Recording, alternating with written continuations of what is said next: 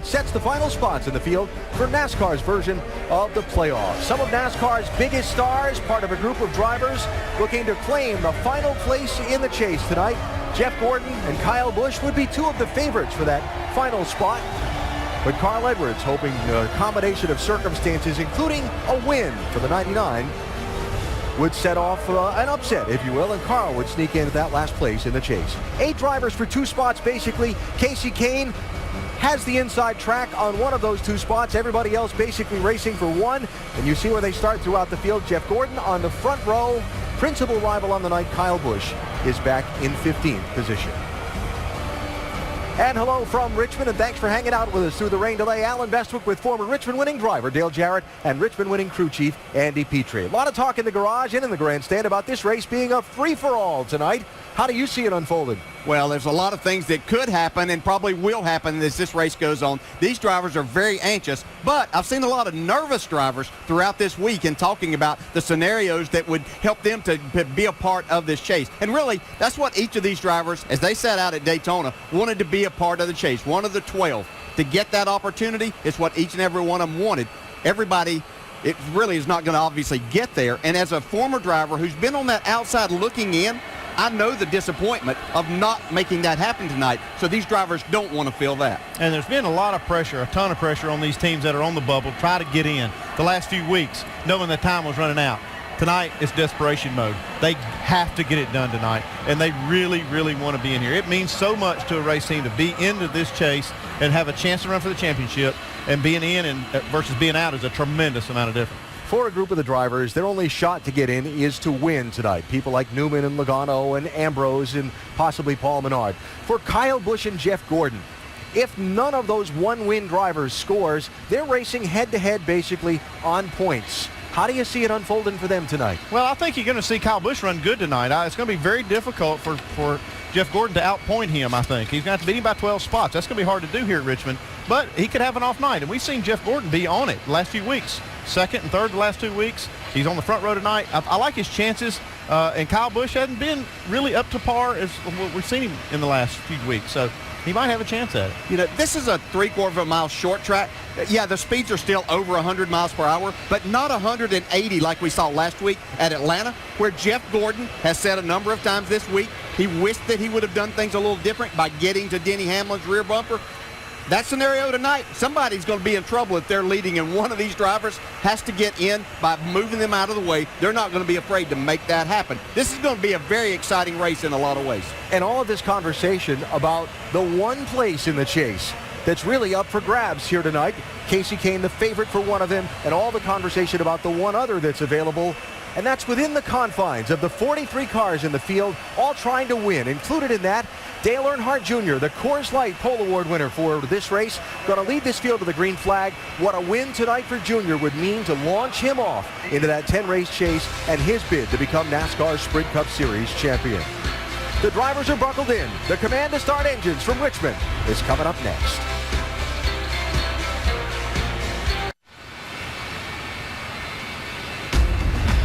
A live look at the Richmond International Raceway. The jet dryers, you see the flashing lights along the front straightaway, finishing up the track drying work.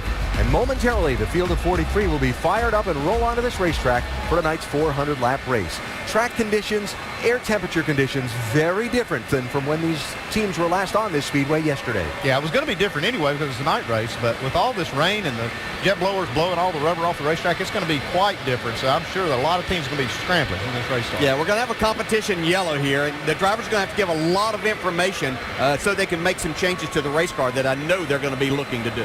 First lap driving off at a turn one for these drivers, a bit of an adventure. Yeah, as if it wasn't going to be exciting enough as it is, it definitely is an adventure now.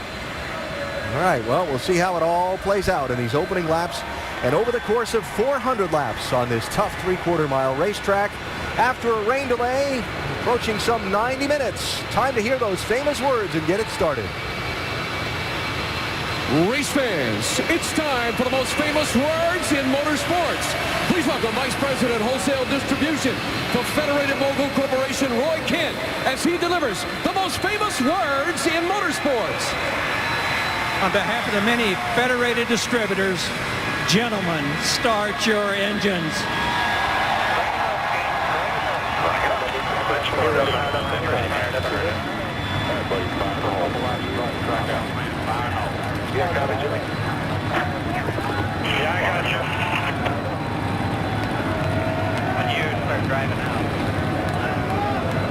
Been a lot of talk about how this night might play out. Now we find out. A little racing reality show coming up in Richmond, Virginia. Tonight's ESPN in-race reporters, a hometown favorite. Denny Hamlin is from Chesterfield. For a race driver, there is nothing better than winning at your hometown track, and Denny Hamlin has done that 2 of the last 3 years in this September night race at Richmond International Raceway. 2009, 2010, Hamlin went to victory lane. He and the rest of the drivers rolling out onto the racetrack now to begin parade and pace laps here at Richmond International Raceway. And Quicken Loans breaks down how Denny Hamlin is amazing here. I'd say 9 top 10s in 13 tries. That's pretty amazing at any racetrack. And Hamlin, again, winner of this race 2 of the last 3 years. He's our ESPN in-race reporter for the night, Dale. Hey, Denny, Dale Jarrett, ESPN. You with us? 10-4, I got you, Dale. Hey, Denny, we know that you're on an amazing run here as you close out the regular season, and this race obviously attracting a lot of attention, not only in the United States, but around the world. And our mailbag question actually comes from one of our servicemen, Jay, who is over in Bahrain and on the USS Pioneer. And he asked, do you use this race to try out some new setups, equipment, or strategies since you are already locked into the chase, or are you going out there for the win? Well, first of all, thank Jake for everything he does for our country. It definitely means a lot. You know, there's a lot of people that watch these races from across seas every week, and we appreciate that. But it's a little bit of both for us tonight. We are trying a complete different setup here at this track than what we've really always run. This is more of a New Hampshire style setup that Darian's put together for us. And you know, we knew what we had with our old setup, and now we're just trying. So basically, Darian is masterminded another setup for us, and it's a lot like our New Hampshire setup. And so hopefully, it'll produce some good results. It's going to be a lot different package than what the 1820 had tonight, but really a win or nothing for us. Hey, Denny, you're talking about that, and your success has put you in a very good position here. You do have 2 teammates who have an opportunity to make this chase with you. By being in the position you're in, do you pay attention at all and want to know what's going on with them throughout this race tonight? Well, I've got a pretty good idea what needs to happen, what can happen. So really, hopefully I'll be towards the front in a safe spot, but I'll constantly keep it, one eye in the mirror looking for our teammates, or looking out the windshield for our teammates to make sure we do the best we can for them. All right, Danny, well, thanks for talking with us tonight. We'll watch your progress here throughout this. Now, Andy's going to talk to your crew chief, Darian Grubb. Hey, Darian Grubb, Andy Petrie in the booth. You have us? Yeah, I got you loud and clear. Yeah, Darian, I was going to ask you about these 2 drivers that you've worked with here, 2 great talents, especially here at Richmond. Do they look for the same kind of feel out of the race car, or is it something different that you have to give them? I know it sounds like you're trying something new tonight. Yeah, it's really a unique racetrack, and I think a lot of the drivers are looking for the same thing. It's really tough to get into the corners, still be able to rotate through the center, and keep your forward drive off. So everybody's looking for the same thing, and hopefully this is going to be a new step towards finding something new that'll make it a little faster around here for Denny. But the FedEx Toyota team's done a great job this week, fast in practice. So we're looking forward to going out here and having a good show tonight. Well, we're getting a late start. It looks like the track's going to be a little different. I know we were counting on a cool racetrack, but not with all this rain. And what do you think we're going to have to encounter here for changes? How's the track going to be to start with? I think right here to start, everybody's going to be a hero because there's going to be a lot of grip. Everybody's car is going to be really good. So just hope we can go out there and have a nice clean start and get some laps under our belt. Okay, Darian. Good luck tonight. Thanks for talking to us, man. Thank you. As you see on the racetrack, the cars all still single file and working the very top lane of the racetrack, trying to get the last of the moisture dried up out of that place on the pavement, while the jet dryers are on the pit lane, trying to make sure that is safe for the beginning of competition. Got some great high-definition onboard views for you tonight to help your enjoyment of the race. Casey Kane trying to lock up a wild card spot or a place in the top 10 as our sprint onboard. And our in-race reporter, Denny Hamlin, also carrying a sprint onboard camera. Tony Stewart trying to finish 10th in points, has got the Coca-Cola on board, and Clint Boyer has got the 5-hour energy camera. Proud of all you guys, what you accomplished so far this year. We ain't to the destination, but we're looking pretty good getting there. So thank you guys, all of you guys. Also carrying cameras tonight, Kyle Busch has got the Toyota on board. Jeff Gordon with a Goodyear camera.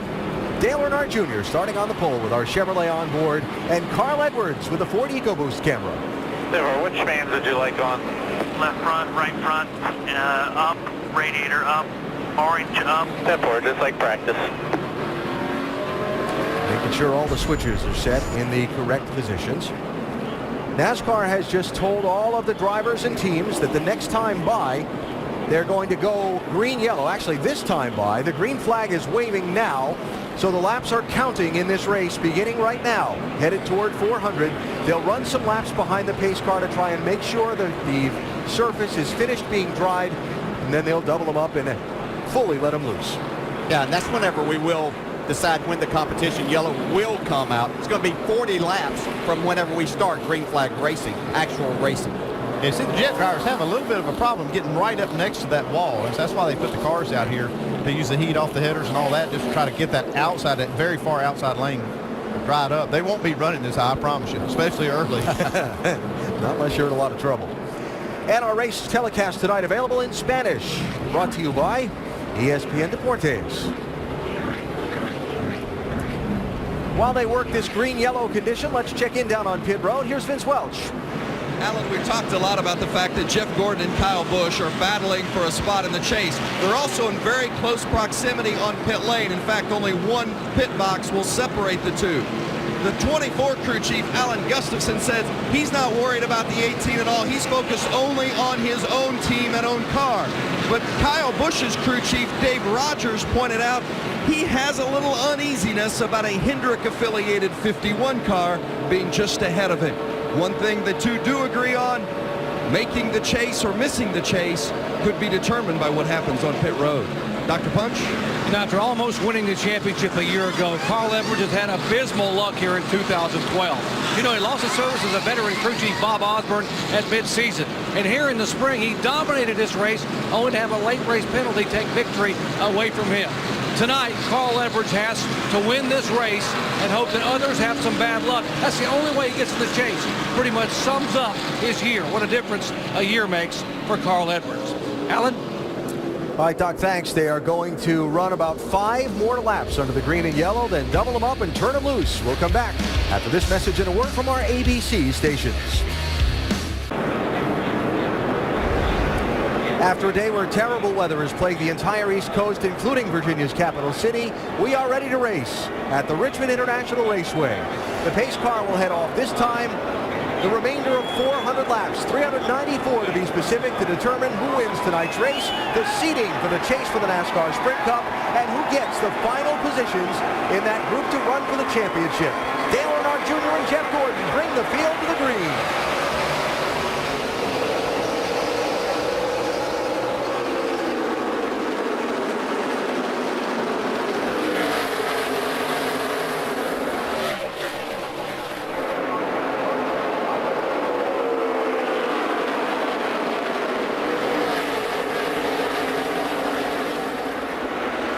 Bonus point for Jeff Gordon for leading a lap. Well, I'll give him credit. He really had a lot of trust that there was grip in that second lane.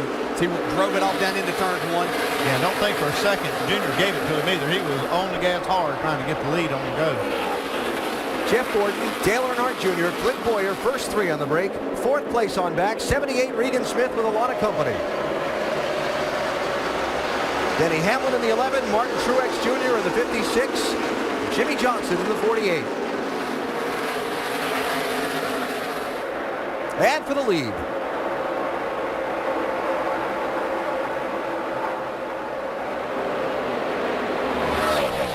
Earnhardt Jr. out in front.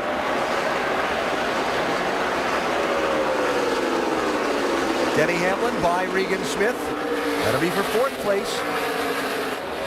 And for 2nd, Clint Boyer to the inside of Jeff Gordon. Boyer in the 15.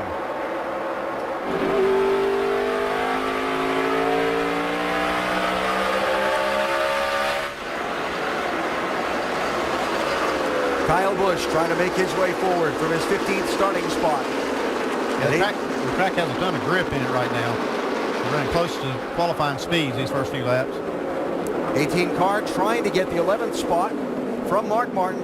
Check that, the 10th spot from Mark Martin. Mark in the 55. I'd have to say right now, if the drivers are finding something that's totally different, having that grip that you're talking about, Andy, makes the front stick, they're probably going to be talking about their cars being loose as Denny Hamlin takes the 3rd spot from Jeff Gordon. Well, if that's a new setup on that 11 car tonight, I know that's still early for a decision on it, but in the early laps it's looked good. There's not been many setups that Denny Hamlin hasn't made look good here, though. Got a point. And this racetrack will go through a change, so it'll be interesting to see will that affect what he's doing. His race car is awfully good right now. We know how good he is here. And boy, would he love to take 3 wins into the chase. 3 straight wins. Truex Jr. by Regan Smith. Now Jimmy Johnson is going to pick up a spot. That'll put Johnson to 6th and Smith back to 7th. Sam Hornish Jr. in the 22 is on his back bumper now.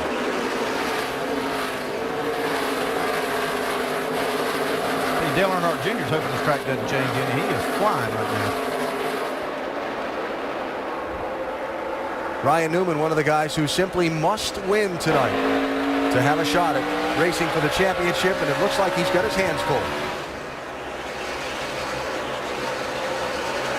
He really had his hands full there. His little contact with Greg Biffle. He got away with it, and it was close.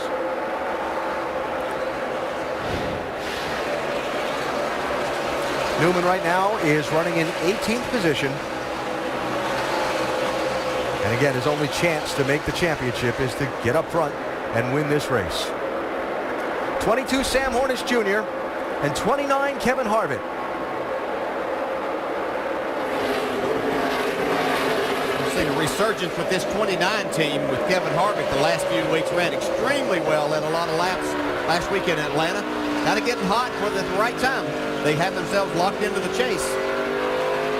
Hasn't won yet this year. Won the NASCAR Nationwide Series race last night, and part of the benefit of doing double duty at one of these races is experimentation and knowledge to be gained on things like tires and how the particular tire that's been brought to a race weekend performs under race conditions. Yeah, there's a few things like that you can carry over, tire pressures and things like that. A lot of the setup stuff, though, is quite different, although the characteristics of the track really don't change. Truex picked up a spot, and here's Kyle Busch working for 9th place on Kevin Harvick. We talk about how good his teammate Denny Hamlin is at this racetrack, but there's really nobody that's been better as far as an average finish than Kyle Busch. 4.7 at this racetrack in his races. And Jeff Gordon can't see that competition yellow come quick enough. He needs to do some work on that 24 car if he's going to try to win. Just gave up 5th place.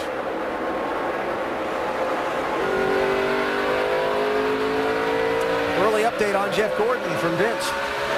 Well, you talk about the thought that this track would have grip in it early on, but Gordon has none of it. He is way too loose on entry and exit and a little too tight in the center. Crew Chief Alan Gustafson says they'll get him fixed up at the first stop.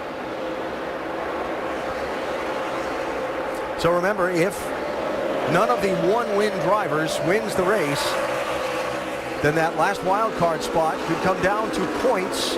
And Kyle Busch had a lead on Jeff Gordon starting the night. Jeff would have to outrun Kyle under those circumstances by 13 positions on the track, basically. And right now, Gordon's going backwards, and Kyle is moving forward toward him. I think Harvick's giving him a fit right now, though. He's trying to get that upper lane working. I've been trying to watch some other cars and see if they could make this second lane work. We didn't really see it happen where you could carry any speed last night in the nationwide race.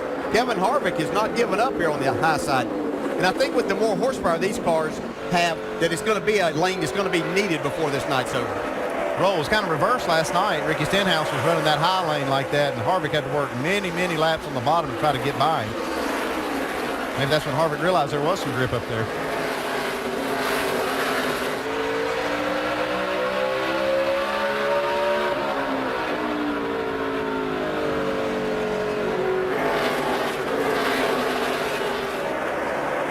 That'll be frustrating, though, to be the guy on the inside and can't, you know, you got a little bit better car.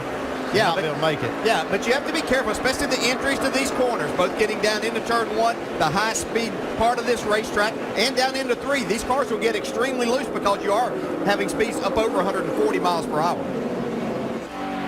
Tony Stewart says this Richmond layout is the perfect layout for Sprint Cup cars, designed and built by the legendary track promoter Paul Sawyer between a race in the spring of 1988 and the September of 1988 race weekend. They knocked down the old Fairgrounds half mile, built this 3/4 mile layout that's been a hit with the drivers and the fans right from that very first race. Absolutely. I could agree with Tony Moore as you see Kyle Busch finally able to make this pass. He really needed to do that. You were talking about the frustration, Andy. And the other thing is seeing these other cars start closing in on you. You had some gap, and here they have caught up to you. Kasey Kahne has been on the move since the start of this race. He's picked up 10 positions from the 21st spot on the grid, and now he's working on Kevin Harvick for another. Yeah, he's got one of the fastest cars on the track. He's been dealing with traffic, and watching his lap times, he's as fast as the leaders while he's doing it.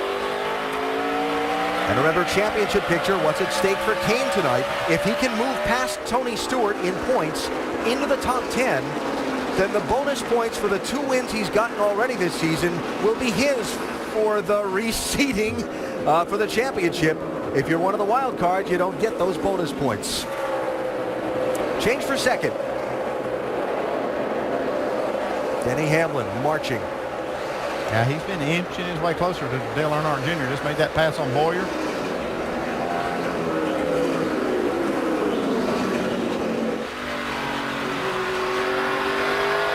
You look from that shot right there just how stable the back end of that 11 car is off the corner. That's key here. Yeah, that's what Denny Hamlin does so good. He carries that momentum, and he's so good with the throttle up off the corner that he keeps the rear tires on his car really good by not spinning them, where a lot of other drivers are trying to get too much out of it, spinning the tires. But Denny's able to have speed, yet take care of his tires. Another change there. Harvick slipping another spot back. Matt Kenseth moving around him, and Kenseth up to 11th. 17 car.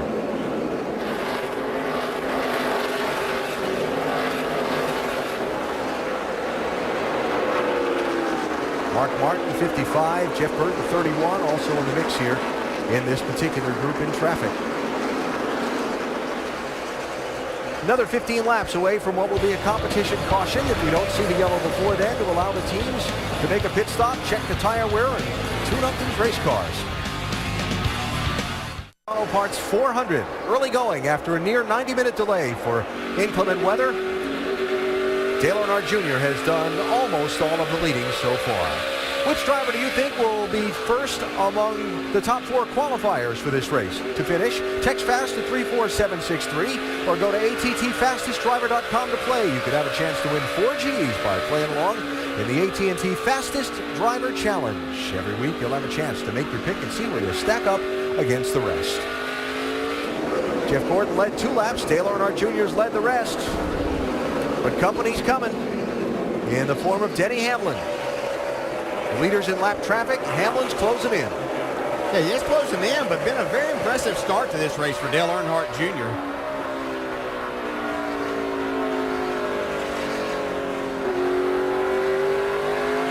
Watch how smooth Denny Hamlin is around this racetrack. I mean, we've seen other drivers around here really fighting the wheel. He just gets his car where he can arc it in the corner, let the car roll, back in the throttle, drives it straighter up off, and that's how you take care of your tires around here. You can hear how smooth he gets out of the throttle, get down into 1. Yeah, he goes back to the throttle a little bit, then full. Modulation just a little bit coming off of there to keep from spinning the tires.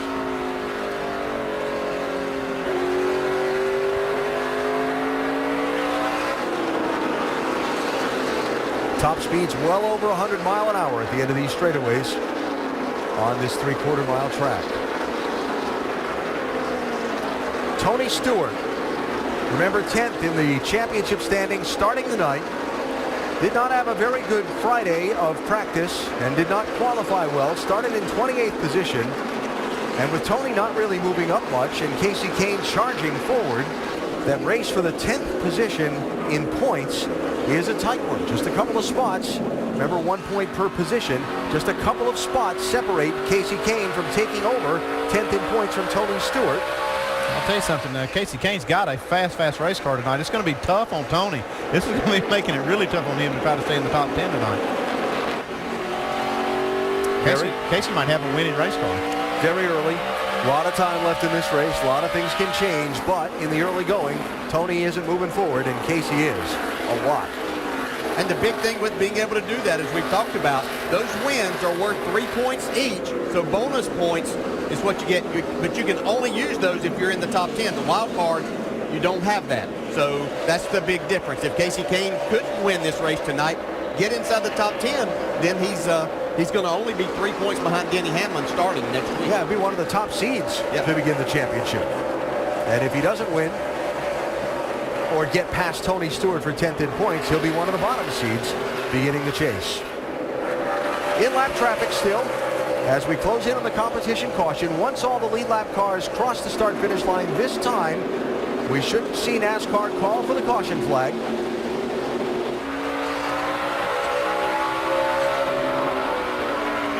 And there it is. Back or no?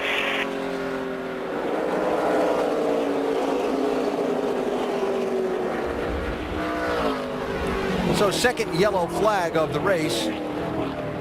Just joining us, the race started under a green-yellow condition to finish the track drying and went green after 6 laps of caution had been run.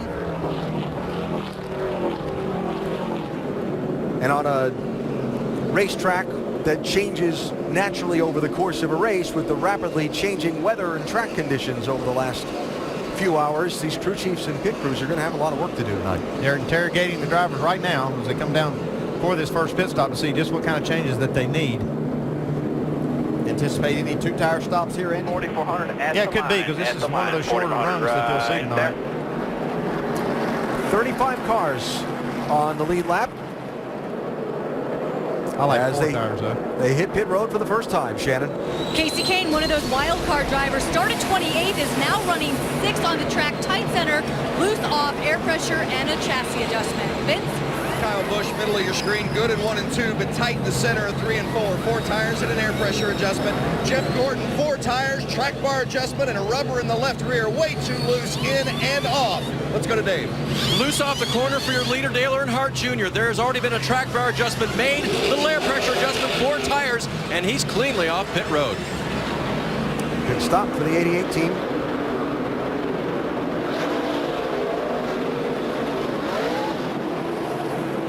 And a nice job by Kyle Busch's team to grab him a little track position on the pit lane. Yeah, and you don't see the 24 showing up on there. They were a little bit slow. I don't know if it was all the adjustments they were making, but lost some spots.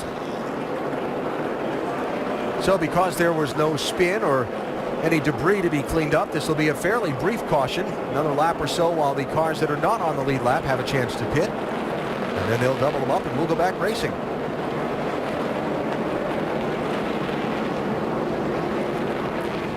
Follow up on what happened with that 24 pit stop, Vince. Yeah, it wasn't a slow stop. It was just the fact that they made so many adjustments on that initial stop because Jeff was so unhappy with the race car. Alec Gustafson didn't want to waste any time or any opportunity. He wanted to get right after it. So as mentioned, they put a rubber in the left rear with a couple of rounds on the track bar and that 4-tire change as well. Jeff hoping that he has a better car here to do something with. In and off were the key areas of concern for Gordon and just plowing the center, he said. Yeah, they're making changes with the wedge wrench on the right side. Taking a spring rubber, looks like taking it out of the left rear and putting one in. That's what takes a lot of time, is messing with the spring rubbers, but you see they have a little bit of trouble in the left front also. Jeff Gordon came down pit road in 7th position. You see, it took a lot longer, almost a little over 5 seconds longer on that pit stop than did Gordon or Earnhardt's team.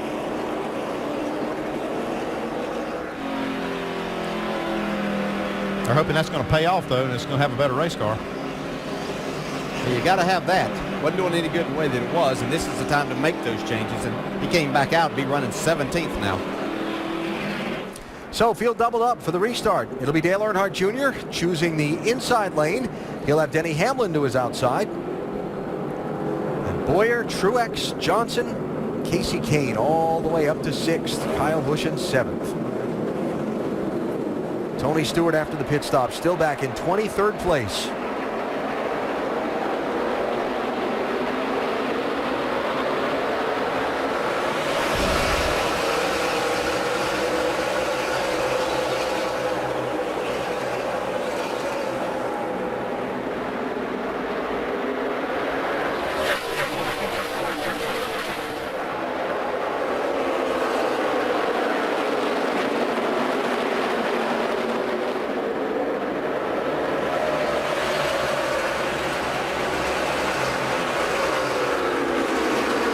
got one spinning down the front straightaway. Behind you, we're going to get a caution. It's out. Back her down.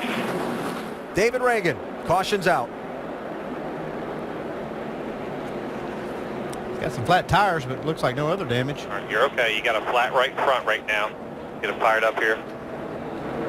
Gotta go. Gotta go. The leader's coming. Leader's coming. You got a flat right front. David was running in 28th place when he got turned out of that traffic, and obviously he's got some damage and some troubles there that his team will have to fix up.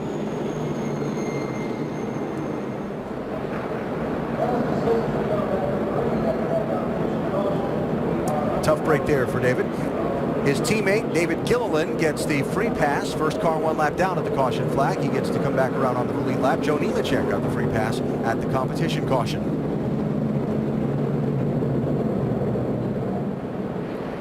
Don't expect to see any of the front runners on the pit lane, and you see they are bypassing the opening to pit road. So we'll take a break. Come back for the restart in just a minute. Dale Earnhardt Jr. has done most of the leading so far tonight here in Richmond. Ready for the restart after the already third caution of this race. David Reagan spun, a little help from Travis Kvapil in a traffic jam, and Dale Earnhardt Jr. with again Denny Hamlin to his outside coming to the green.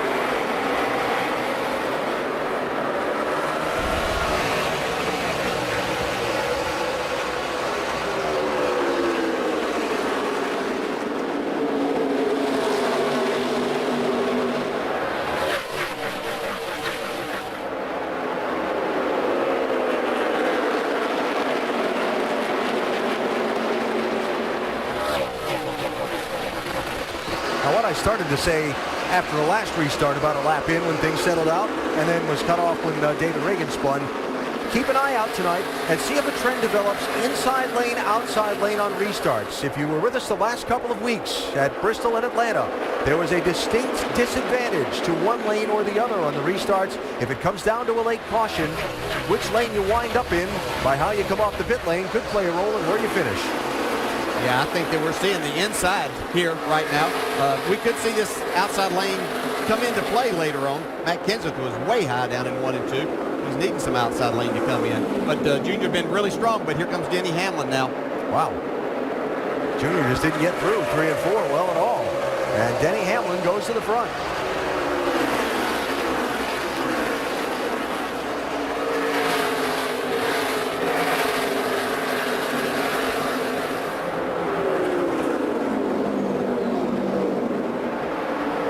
Jimmy Johnson, 48, under Martin Truex Jr. for 4th place.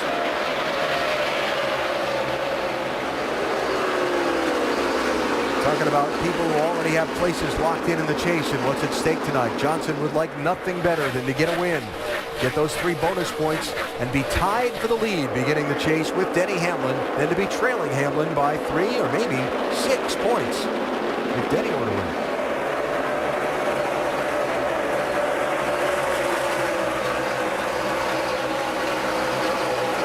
Carl Edwards up to the 11th spot, Doc. And Carl's plan was to be patient for the first half of the race and then try to win it in the second half and try somehow to get in the chase. But they have just told Carl on the radio that they believe weather is about an hour out. So you got to go now, Carl. You got to go. We may get to halfway and not beyond. But now Carl has lit the fires and is on the move. Remember that by rule in NASCAR racing, if the race is completed half its advertised distance and circumstances don't allow it to be continued, those circumstances including weather, then the race could be called official.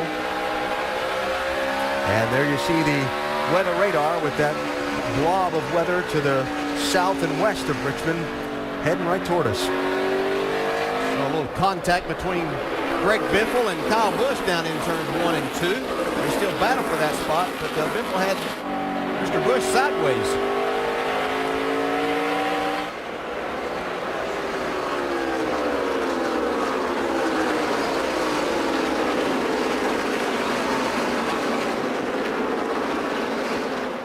Jeff Gordon back in 19th position and has not gone forward any after that last pit stop. Vince? Well, and maybe a bigger concern right now, Alan, is some oil temperature issues that Jeff is talking with crew chief Alan Gustafson about. A temperature up to 300 degrees, and certainly some concern in the voice of Gordon and the crew chief. Got an oil temp issue, 300.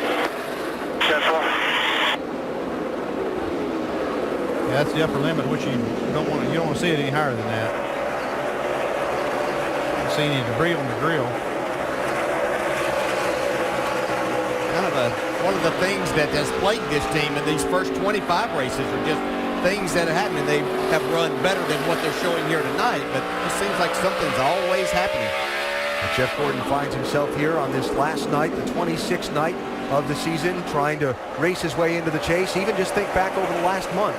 Watkins Glen racing for a spot in the top 10 in the last corner of the race and spins out and loses a chunk of points in the engine failure in Michigan. It might have been for Jeff Gordon. Yeah, we can always say that. Here's Tony Stewart. We talked about him starting back, trying to make his way forward now. Tony was actually kind of optimistic, and we heard him talking right before the race started, but I'd heard from his people that he really felt good about his car after he would run 10, 12, maybe 15 laps, but it's kind of showing that here as he's moving forward. Update on Tony Stewart from Shannon. Yeah, Dale, one of the reasons for that optimism is because this is the same exact car that Tony Stewart had here in April, and the car had very similar characteristics in practice back then that it did this weekend. The car back then took about 15 laps to come to them, but they were completely caught off guard in practice. Tony Stewart, pretty early into that first run, he came over the radio and said he was still tight through and loose off, but he did say he felt that the car would come to them. So that's a little bit of good news for the 14 fans. One thing I like about Tony is he can adapt to the conditions of the racetrack, and he can kind of drive the car a little different, then call for some changes that might help him. I just think he's one of the most adaptive race car drivers, probably because of all the different things he's driven. Yeah, we heard Alan say earlier that he talked about this was his favorite racetrack. He thought this was the perfect track. And when you have that as a driver, you can overcome a lot of things that your race car is not that good because you do enjoy it so much. KFC fresh off the wire. Tony Stewart running in 19th. Casey Kane running in 10th. Kyle Busch running in 9th. Remember that 10th position in the chase and the bonus points for those wins at stake tonight for Stewart and Kane. This run was way better for Tony Stewart than the first run, and then Casey Kane is probably not as good as he was the first run.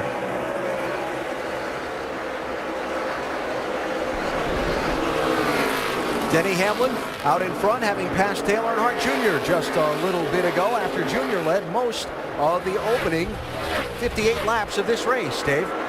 Alan, I mentioned that his car was loose off the corner. They made a track bar adjustment and air pressure adjustment for that, but they were small adjustments, and Junior described the car after that little short run before David Reagan was spun as the car is turning too sharp. So Steve interpreted that as it's still too loose. He said keep the tires under it, did the crew chief, and we'll give you a bigger adjustment next time. Vince? And as far as the 11 is concerned of Denny Hamlin, he says it's just a little bit too free on exit, but otherwise it's pretty good. This team was very optimistic about this race tonight.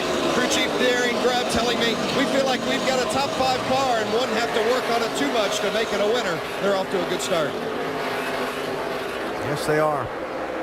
I liked what Junior did there. The car was just a little bit loose and said take care of the tires. Well, he let Denny Hamlin go.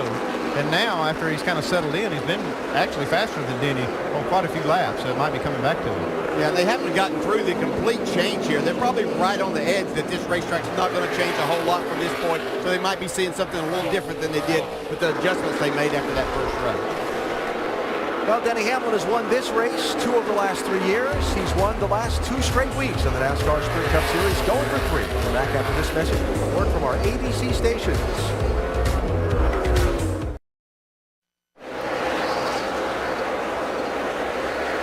The race for the lead at Richmond International Raceway after 82 of 400 laps. Denny Hamlin 11 leading Dale Earnhardt Jr. in the 88. They've opened up about a second and a half on third place, Clint Boyer. The fastest stats brought to you live all race long by the new Sprint Direct Connect, a part of the fastest push-to-talk experience. Upgrade to the new Done. Dale Earnhardt Jr. fastest of the pack. He's led most of the laps tonight. And he also has the fastest speed in the race today for a lap time. The fastest stats brought to you by the new Sprint Direct Connect. Upgrade to the new Done. Find out more at sprint.com/speed and get done.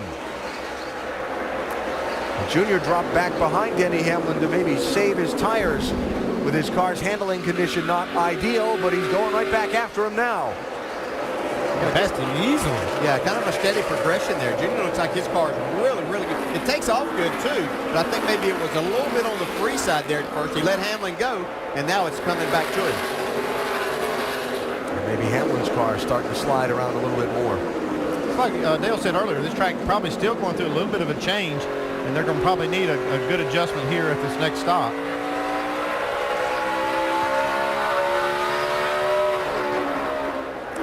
About 25 laps that Hamlin led Junior before he went back by.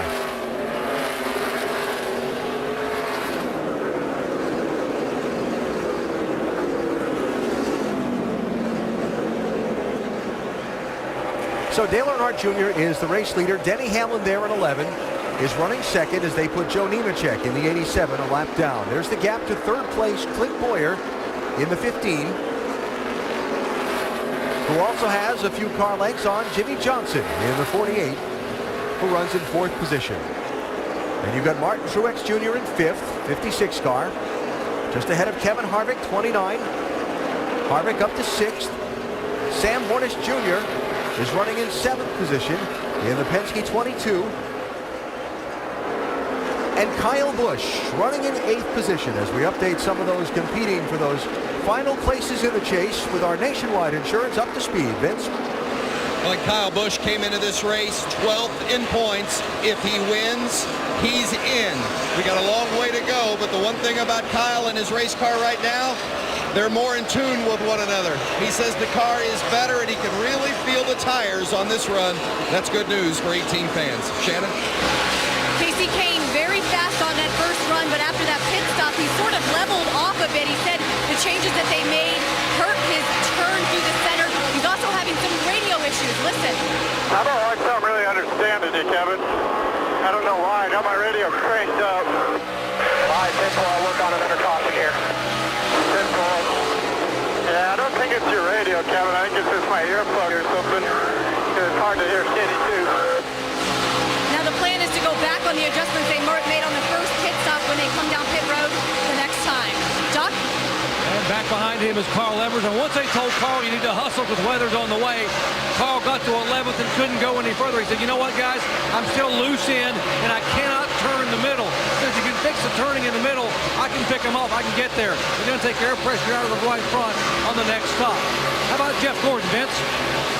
Well, Jeff was really fighting loose in and loose off during that first run. They've helped him a little bit, especially in the center and on entry, but right now Jeff still doesn't have the drive off. He wants crew chief Alan Gustafson assuring him that they're going to get him taken care of at the next stop. Shannon? Well, Tony Stewart is locked into the chase by at least a wild card, but if he drops out in the top 10, he will lose the bonus points. They struggled in practice yesterday. The car right now, he is slowly making his way through the field, despite the fact that he says tight center, loose off. You see he started 28th, and currently he is running 16th on the racetrack. Alan. All right, Shannon, so an update on some of those in contention for those wild card spots as that lead changes hands again. Sometimes you can get back behind the car. We heard Denny Hamlin talk about his car being a little bit loose, so you get behind the car, takes a little bit of air off of that nose, you can tighten it back up. Makes you a little bit better. He was complaining a little bit too of his drive off, so that could be working. That could be working both ways. I mean, Junior could have done the same thing earlier. This might take a little pressure off of his loose condition if he's got one. David Gilliland going a lap down in the 38 car.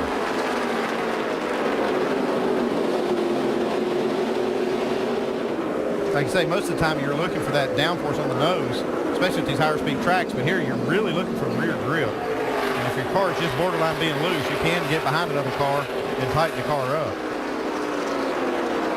So watching the race to the lead, watching the chase picture, watching the weather radar. We'll see how it all mixes together as we go through the evening here in Richmond. 101 laps complete at Richmond International Raceway. The 5-hour energy rapid recap is going to help us get caught up on what has happened so far. One of the guys who needs a win, Jeff Gordon in the 24, took the lead early, backed on the start, but it's fallen back since. Yeah, he sure has, Nicole. And it looks like Dale Earnhardt Jr. actually gave Jeff Gordon the lead to let him get 1 point right there, which a real critical move on as good as the teammates. But Jeff has been really falling back. That 24 car is not handling real good. Kyle Busch. Kyle's done a great job. Put himself in position inside of that top 10. We saw him advance through the field, so we know he's got a good, strong race car. He's just making laps right now. Tony Stewart is a guaranteed lock in the chase, courtesy of his wins earlier this season. But where he slots in the field, that's the question, and so far he's struggling. Well, you heard him say that he had a decent car, and he's actually moved up more spots than anybody else. I think his car is comfortable. He's been running some decent lap times. Looks like he's got a top 10 car, just hasn't had the track position. You know who was really fast during the first stint? The 5 of Casey Kane. He steadied off a little bit, but right now he's running 9th. Oh, yeah, he was just flat flying. I mean, so much faster than anybody in the field. But after that first pit stop, Nicole, they made some changes and fell back a little bit, running 9th, as you said. Denny Hamlin is currently out front. We've seen him and Dale Earnhardt Jr. swap leads a few times. They have a slight advantage. Little few spots back, you'll find the 48 of Jimmy Johnson. Now, if you were with us earlier, we got off to a bit of a late start. Mother Nature delayed us by about 90 minutes, and she is still around. Nice job, bud. Just update on the weather. We've got it all around us. Should really probably be raining right now. Cool. So Jimmy Johnson's in 4th and back in 7th. How about it? We've been saying it for a few weeks now, Brad. Sam Hornish Jr. Doing an excellent job right now. He's got a fast race car, obviously. To get to the bottom of the racetrack, he's riding around the bottom of the racetrack, really strong up in that top 10. Hope Sam can keep it there, get a strong finish for tonight. Back a few more spots. We talked about him earlier. Jeff Gordon in 18th. He started 2nd, Rusty. I tell you, he is really struggling. Let's see what he's got to say here. Well, we've made my entry better. I'm starting to get real tight in the center. My exit is terrible. Yeah, we're gonna fix your exit. We got a plan to get you just the same balance. The wedge is at 48. He's running 4th. Yeah, I'm just wearing a brakes out, trying to get this thing to turn. That's it for you. Nice and smooth. Hang on here. You're doing great. We're gonna get it fixed. Okay, crew chief, what do you do? That's a tough spot to be in because he's reacting to several different things. He's talking about having brake issues. He's talking about being loose. He's talking about being tight. You've got to get the car to roll the center of the corner so he can drive straighter off. He's not been able to get to the accelerator all night. The back of that car has not been hooked up, but now he's tight in the center of the corner, and that just aggravates the situation because you turn the steering wheel further, you try to get on the gas, and the car wants to spin out. And just to give you an idea, when he says the car is loose, Jeff Gordon's not kidding. Taking us along for a bit of a ride. Check this out. Ooh, boy. Ooh, turning right's not good. Whoa, 110 man. laps complete in Richmond. We'll have more when we come back.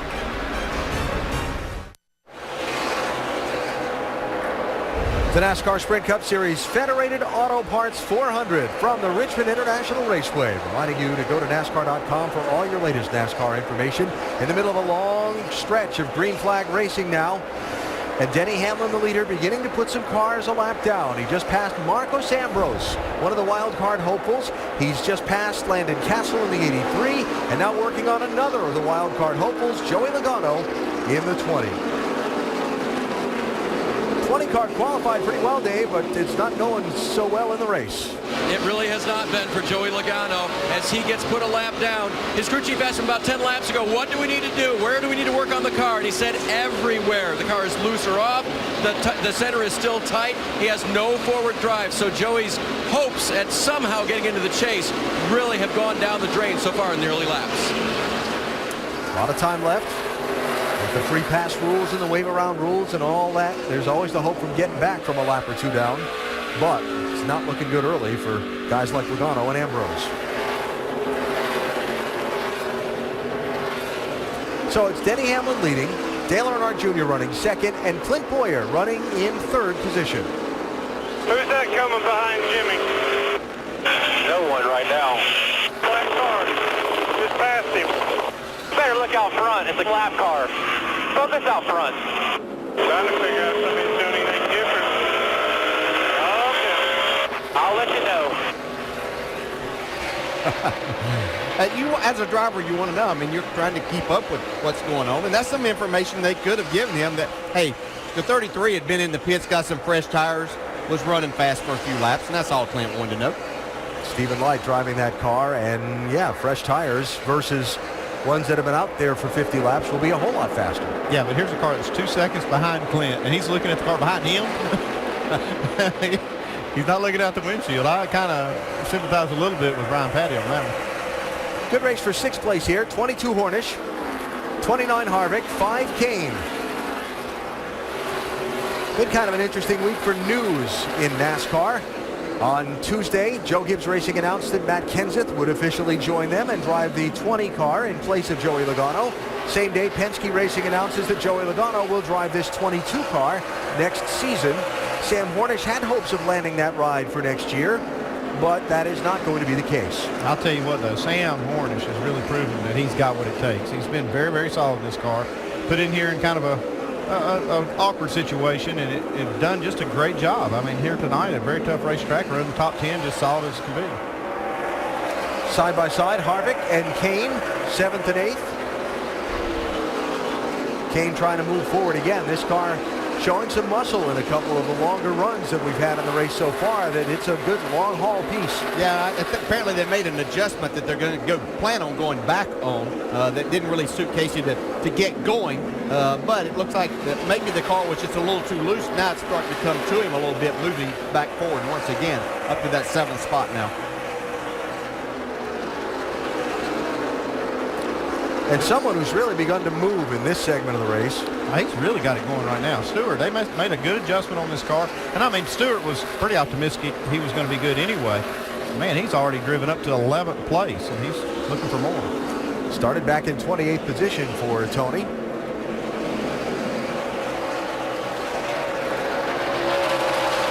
The fastest stats brought to you live all race long by the new Sprint Direct Connect, part of the fastest push-to-talk experience. Upgrade to the new Don Stewart, the fastest mover in the race. And I'll bet not done yet at those plus 17 spots.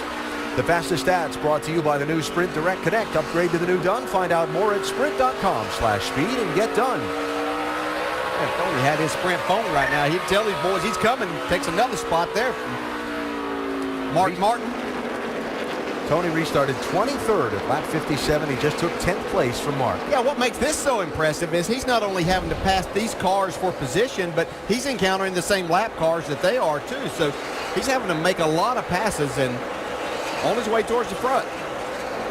There's Jeff Gordon down a lap. Man, this has been a tough day for him so far. Started on the front row. They made a ton of adjustments on that car the last pit stop, but boy, it is just not working at all. I think they went probably the wrong way. Bad. We got a plan to fix it. Vince?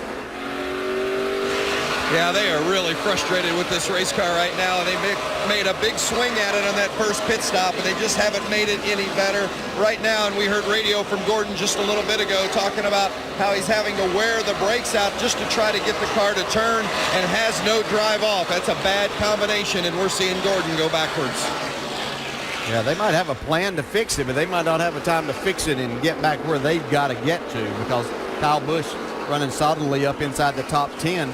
You know, it's basically looking like they have to win, and it's going to be a tough order. Sometimes you get into these long runs with an ill-handling car, using up those brakes, and the right front tire is what suffers. Green flag pit stops approaching. Past the 1/4 mark of tonight's race here in Richmond.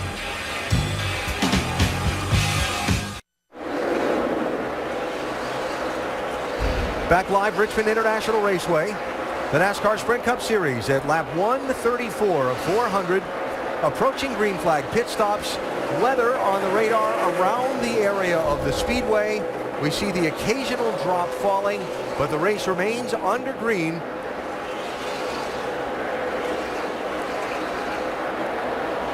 And Dale Earnhardt Jr. still trying to chase down Denny Hamlin for that #1 spot.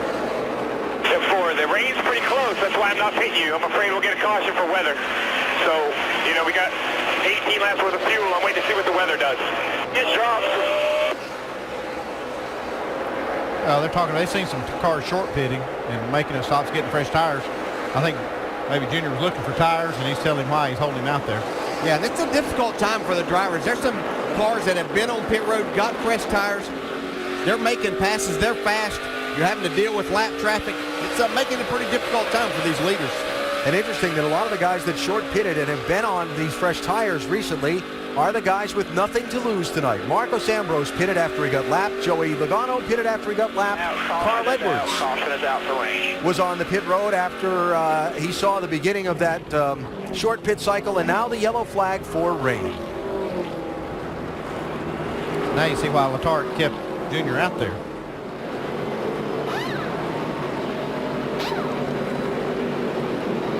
Well, we are shy of halfway. A race that started nearly 90 minutes late because of weather delay. I know football games up and down the eastern U.S. today delayed by the weather. The tennis, U.S. Open tennis up in New York, put off by weather. We're hoping we get this race completely finished tonight. Yeah, it kind of looked like we might have enough of a window there that we might make all of this happen. But, hopefully this is a short delay.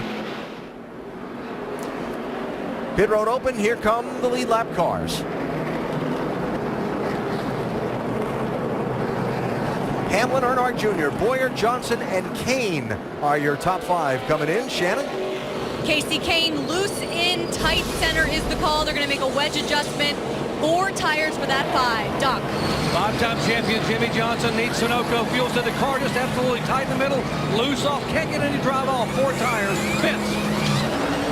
Denny Hamlin needs help with forward drive off turn 4. 4-tire change and a chassis adjustment. Dave. 88 team knows they don't have a car that can beat the 11 yet, so they'll make a track bar adjustment, small one, full of Sunoco fuel, and leave pit road still behind Denny Hamlin.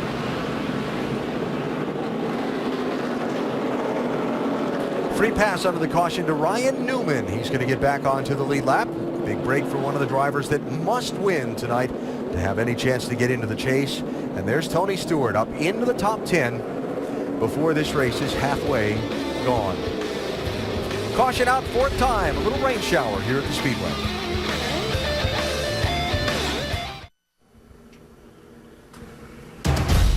Clock is ticking on Jeff Gordon's hopes of making it into the chase for the NASCAR Sprint Cup tonight in Richmond. Yeah, I'm just wearing the brakes out, trying to get this thing to turn.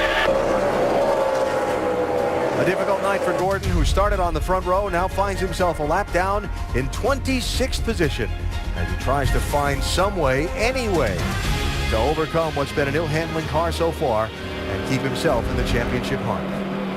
Under caution, 4th time in the race, this one for rain, a race that started almost 90 minutes late because of weather, started under the green and yellow for the first 6 laps, then went green, competition caution, a David Reagan spin, and then a caution for rain has been the story on this night. Dale Earnhardt Jr. led most of the first 60 laps. Denny Hamlin has done most of the leading since. I've been running the lever forward, and I hope the rotors look okay. Yeah, they've looked fine. I've been watching them. Let's try to get tighter one time, just around. We won't get carried away. If it hurts our speed, we'll have to go back, and we're just going to have to keep babying them tires. But, I mean, right now, I don't know if we have a car to beat the 11. So let's see if we can get a car that can beat the 11. Yeah, I mean, they're just trying to, they're close. They're just trying to get it just a little bit better. Sounds like it needs to be a little tighter. Yeah, and I think that's what he's been complaining about a little bit, and just going to try a little bit. And they know, they're fortunate to be in position they can do that. They know that they've got to get just a little bit better if they're going to deal with Denny Hamlin before this night's over. Yeah, second doesn't get them anything tonight. While we work under the caution, NASCAR Race Control radioing back and forth to the pace car driver Brett Bodine about what might or might not be hitting his windshield and the condition of the track in front of him and when it'll be ready to go back racing. Take a moment, remind you, speaking of rainouts, last weekend The biggest drag race of the season rained out in Indianapolis. Well, the Mac Tools U.S. Nationals will run tomorrow, and you'll see it at 3 Eastern time on ESPN2. And then next weekend, it's on to Chicago. The NASCAR Nationwide Series on Saturday at 3 Eastern on ESPN, and race 1 in the chase for the Sprint Cup. The Geico 400, 1 Eastern next Sunday, ESPN. Last year, Tony Stewart got his first win of the season in the first race of the chase, and he went on to capture the championship. What will we be talking about this time? Could be somebody like Martin Truex, who's been really good on the mile and a half, but hasn't gotten that first win yet. I'll second that.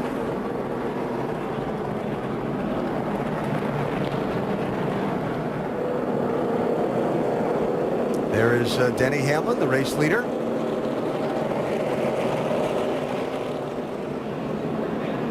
He's got a little piece of tape there dangling from the left rear.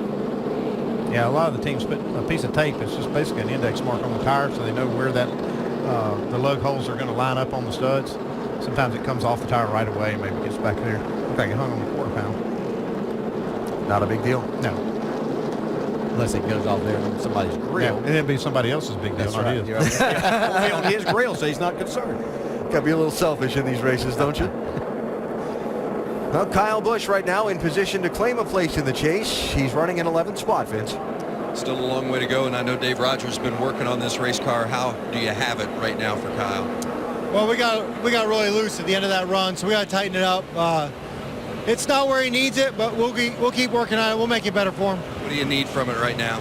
We need to be more secure. We need to keep the rear tires on it longer. That's why we fell back at the end. We just burned the left rear off it. Thanks, Dave. Dave Burns? Catching up with Brian Petty now. He is the crew chief for Clinton Boyer. He's still talking out there, so a lot of feedback from him. How good is the race car? It's pretty good. I think we're just trying to dial it in. We're just to take off the 11 car, but it looks like we can run with the 88 and the guys out back. So we'll see. It's going to be exciting. He said you told him this was going to be a good change. Is this something you guys worked on in practice? It's what the sim says, and the computer never lies. How about that? You can trust him, I guess, Alan. And that was a track bar adjustment for Clint. All right, Dave. Computers never lie. Yeah, I think he's been a little bit sarcastic on that. All right, waiting out here. The feedback going back and forth between the pace car, NASCAR spotters in the turns, and conversations with some of the drivers' spotters on the roof. Jeff Gordon's trying to make some adjustments on this car. It's just not doing what they expected it to do. And right now, you'll see what they're doing here. They're cutting the chain. There's a chain that they put on the rear end housing. So when they make these pit stops, it picks the tire up quick so they can get those tires changed without a whole lot of pumps on the jack. Sometimes you can set that thing just a little bit too close on the left rear, and it can kind of pull it off the ground as you unload, get in the corner. They just want to make sure this is not what the problem is. So they go ahead and cut it and then see if it gets better. Every time I've ever been in that position and hoping and praying, that's when you're in a desperate place right there, because I haven't ever seen it work. But as you said, you have to make every effort. All right, bud, this guy is just like our teammates now. So we'll start working on that center when we get a chance. This will help you drive off a lot. Just got to focus on racing these guys at one down. I'll let you know who they are. When you get them back over here, I'll be able to tell you. Well, I'll tell you a little bit. They are Carl Edwards, who has just taken a wave around to get to one lap down. Remember, he made the pit stop under the green. Jamie McMurray, David Rudiman, Paul Menard, Marcos Ambrose, Joey Logano, and Kurt Busch all took wave arounds. They did not pit under this yellow to be eligible to do that, but they've made up one of the 2 laps they lost by stopping under the green flag earlier. Free pass Ryan Newman, as I mentioned. He is in 17th position, and they've just waved off the restart because just as the rain died down and went away, it's picked back up just a little bit. It's ever so slight, though. It's hard to even detect it in the lights. But I'll bet those drivers know looking at the windshield. Yeah, it's always interesting how the crew chiefs have a different view of the amount of rain than the drivers do. Let them go. Yeah. Still shy of halfway, under caution at Richmond. We're back after this message and a word from our ABC stations. Rain beating down. And NASCAR is going to bring this field down the pit lane and park them under the red flag and hope this shower passes quickly and we're able to resume competition. Again, still shy of the halfway point of this race. It is not an official event at the moment. Not a sight that anybody wanted to see, but given all that's at stake tonight, certainly the drivers and teams know that this is probably the right call. That's smart. That's probably smart. I know we want to get done, but you can't tell when this place is dry or not. Yeah, I agree. We don't want to affect the outcome with driving it on a wet racetrack. So they'll be coming down the pit lane and park them and cover them up here for a couple of minutes.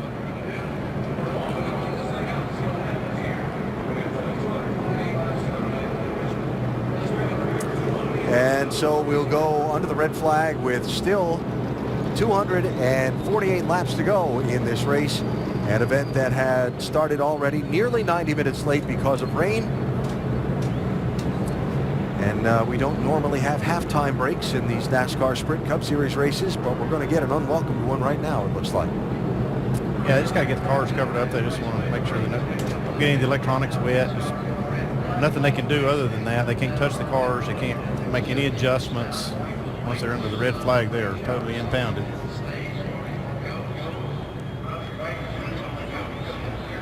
Looking at the weather radar, there's plenty of it out there. A couple of open spots in it, but you can see from the directional arrows and so on, the weather that is out there now is moving right in the direction of the racetrack, and that's what we're in the midst of for the moment.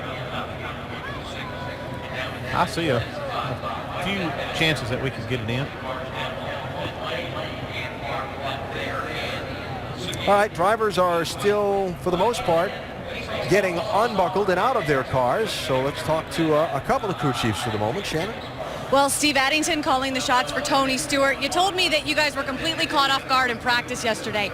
That car looks like it's come alive. What's he saying inside that car? Yeah, I think we're pretty good. 11's really strong and 88's pretty strong, but I think that in the long run, I told you that in the truck. I said we couldn't run real fast laps, but we were really consistent, and he liked the way the balance of the car was, so he could drive it and wasn't line sensitive. So that felt pretty good about it. If we could just get long runs here, and happy. I'm really happy with the car. We've got some adjustments to make, I think, to get as fast as them guys, but we could just start up here one time instead of doing this at Richmond. But just really proud of everybody on this Office Depot Mobile One Chevrolet. They worked hard all weekend. We started bad in practice. It was like deja vu from the first race, and then halfway through happy hour we hit on some things. So did it again, and Tony drives the heck out of the car. So he's really smart about what he does in his line. So I think I'm ready to go racing. I hate to see this rain come. And it's nice to see a smile on your face, Steve, because I know there wasn't one yesterday in practice. Vince? Handful have you had with the race car so far? It's been a handful. We're working on it. We'll just keep going until the race is over and get everything we can out of it. But, yeah, we missed it. It's unfortunate, but a lot of racing left to go. Where do you need it to be better right now? On that track out there. I mean, we just missed it, it happens. Thanks, Jeff. Dave? Well, Vince, the rest of Hendrick Motorsports is up here at the front of the grid. Dale Earnhardt Jr. has been running up near the front most of the time. Junior, Jeff's back there struggling. You seem to be having a pretty good night in the 88. Yeah, we've had track position all night. I don't really know who's back there that's going to come up and make a race of it, but we just had good track position. So we've been able to maintain it. The 11 car is super strong. He's been strong all weekend, so we kind of knew that, but we can get better. Can you describe a little bit of the, Steve called it a positive condition in the race car as it's turning, but is that too loose for you? Yeah, the front's real positive, like we got a lot of camber in the right front, a little too much camber or something. It's something, I really hate to tighten the car up because it rolls the center so well, and I'm not really going backwards because I'm loose, so I kind of want to stay loose. I know it's going to be tight at the end of the race if we can get it in. Good luck. Thank you. Let's walk back here to Jimmy. He is holding the umbrella but hasn't opened it up yet. Are you optimistic about our chances tonight? I don't know. I think we've gotten pretty far already. I was shocked to see us get this far, but I certainly hope so. I hate it for the fans. I'm watching it at home on television and also in the stands. Everybody wants to get this race in and know who's going to be in the chase and head on to Chicago. But my low Chevy's running good. We've had a good night so far, and whenever we go back racing, I think we'll be a threat. What's the best thing your car is doing tonight handling-wise? Right now, my strength is really on the short run. The longer the run goes, I start to fade some and lose rear grip. The 5, we were just joking before you walked up. The 5's got the long run car. He comes on at the end. So I think Junior's real strong early. I feel relatively strong early, and then the 5 car comes on hard at the end. Let's check with your teammate real quick here. Hey, Casey, I heard you had the long run car. Is that what we're saying? So you should be good to go at the end of the race, right? Well, as long as it's a 100-lap run at the end. We fall back a little bit early with our Quaker State Chevrolet, and then after probably 20 or 30 laps, my car just doesn't really change. It's not like it gets better or anything. It just doesn't get any worse than how I start.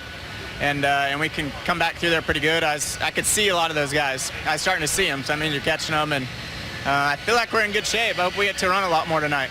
I think we may. 3 out of 4, Alan, in the Hendrick Motorsports camp having a great night, but that Jeff struggle, man, that's interesting. Yeah, Dave, you got Dale Earnhardt Jr. running 2nd, Jimmy Johnson running 4th, Casey Kane running 5th, but Jeff Gordon is a bit further down the running order, 25th. He's the guy that needs to run good, too. Yeah. Denny Hamlin is the race leader. He's with Dr. Jerry Punch. Actually, Denny, and talking with teammate Kyle Busch, a couple of Joe Gibbs guys, talking a lot of hand signals being used down here. They're talking about getting the car to turn in the middle and what's happening on the race. Let me ease in here a second between Denny and Kyle and chat for a moment. Let me grab Denny right quick. Hey, Denny, a lot of hand signals, a lot of discussion with you and your teammate. Can you share with us what's going on as far as your car and his car on the racetrack? Yeah, it's just talking about our characteristics. We have 2 different setups, basically. Usually we run about the same thing every time we come here, but we're trying something a little different with our 11 FedEx car, and it looks like it's kind of what his car needs. So he'll be back up front shortly. I got good faith in these guys. So that's what you were sharing. He was asking questions, and you were using your hand to show about. Were you focusing mostly on getting the car to turn in the middle? Well, one thing I was, really describing to Kyle was the line I was running. I feel like that was a little bit of an advantage for me. It's turn 1, having that big wide arc in, and it's giving me a big run off. And so, what his car's doing, hopefully it'll help him. Okay, Danny, thank you. Let's just check in with Kyle here right quick in the car. Kyle, things going pretty well for you so far. I mean, as far as where you're on the racetrack, and the car obviously coming to you a little bit. We're all right. We've got up as high as I think 6th or something like that, but then that last restart I got freight trained pretty bad got stuck on the outside and just got freight trained, so faded a little bit, but then started going back forward, but you just use your tires up too much doing that. So we've been trying to conserve a little bit and keep the brakes under it, keep the tires under it, but just so hard to go anywhere, because anytime you feel like you're going somewhere and making ground and moving forward, you're hard on the tires, and 10 laps later, those guys will be going back by you. So really, really particular. You've got to be particular. All right, Kyle Busch are trying to conserve, but also importantly trying to get into the chase. Let's go to Vince. Another guy trying to make it into the chase is Carl Edwards. How's your night been so far? Not too good. I just thought I'd come stand here by Victory Lane, see if anything comes to me. But our cheese at Ford Fusion was okay. We're struggling with a little bit of balance, but as the track changed, it got better. And then we thought, all right, we're gonna go out on a limb here. We pitted early, had fresh tires, and we're gonna make up some track position, and then the caution came out. So we just predicted the rain about 5 minutes wrong, and we're hoping it gets back going here. Like to get this race in tonight. It's a great racetrack, and who knows what could play out still. I think we got a good enough car. If we get some track position, we could fight for the victory. Thanks, Carl. Shannon? Down here with Tony Stewart, we were talking to Steve Addington just a few seconds ago. First time I've seen a smile on his face pretty much all weekend. I know you guys had your struggles in practice. You knew it was going to be a long-run car, though. How different is it in the race? Well, that's the thing. I mean, on the practice sheets, it only shows your fastest lap. So, and the longest run we made was 11 laps. This car is really getting good about lap 25. So it's fallen right in suit with what we did in the spring. I would rather have a little speed on the front of the run, but it's really good midway to the end of the run. So we need this rain to quit, and we need to get long runs. Tony Stewart finished 3rd here in April. Alan? Tony up into 10th position after starting deep in the field. The 14 taking the green flag back in 28th spot. We're still shy of halfway, not an official race. The red flag is out at Richmond. Going into the weekend, there were 8 drivers eligible for 2 spots left in the chase. The Ram race rundown. You can see how they're running. Keep in mind, Tony Stewart is locked into the chase based on his previous wins, those 3 wins so far this season. It's just a matter of where he will be seated in the top 12 drivers. As they run right now, Casey Kane and Kyle Busch would be wild card spots number 1 and 2. Breaking news. You need to go. All right. Get on out of here. Drivers are being called to the cars, which means this little red flag we have going on here is about to be called away. So go on, get out of here. We're hoping to go back racing in just a few minutes. We talked a few seconds ago about Richard Childress Racing and their turnaround. Check this out. Last weekend in Atlanta, Paul Menard finished 8th. Kevin Harvick finished 5th. Jeff Burton finished 12th. And Doc just so happens to be standing by with Jeff Burton. And they're talking about how good they can be tonight. Right now, Jeff Burton's 14th. Talk about the turnaround the last couple of weeks for RCR and where your car's headed tonight. Well, I think Kevin and I got the same issue. We're loose on entry, but we're too tight in the middle, so we get hampered. Our center of the corner speed isn't what we needed to be. And our exit speed isn't great, but then as the run goes on, then we both get too loose. So we're both struggling with a little bit of the same thing. I think this rain's going to change it again. We're going to have to rubber back up again. So it'll be interesting to see who gets good here and who can stay good for the rest of the race. I know you got to go to your car. We'll let you get back in. Good luck. Thank you. All right, going to go back and make some changes just like Kevin Harvick did, Nicole, and get ready to go racing again. Will certainly be interesting to see which driver can find the rhythm in this. Rain races are always difficult and interesting to see how they play out. We'll be back with hopefully some green flag racing from Richmond in a second.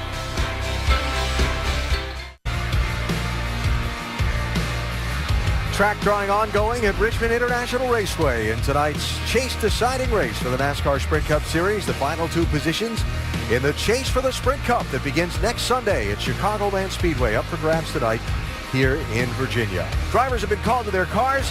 They will get buckled in and we'll send them back onto the racetrack and resume this event shortly. We'll take a moment and remind you that tomorrow on ESPN2 at 3 Eastern Time, the rain postponed, Mac Tool's U.S. Nationals for the NHRA drag racers from Indianapolis. That is tomorrow on ESPN2. And the NASCAR action resumes next weekend at Chicagoland Speedway. Nationwide series on Saturday at 3 Eastern Time on ESPN. And the Geico 400 to begin the chase for the Sprint Cup next Sunday at 1 p.m. Eastern on ESPN.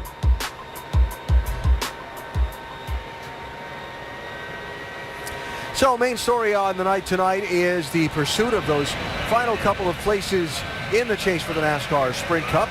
8 drivers eligible for what would be 2 positions on the night. Some of those 8 faring much better than others at the moment, though still plenty of racing left to go before this is an official event.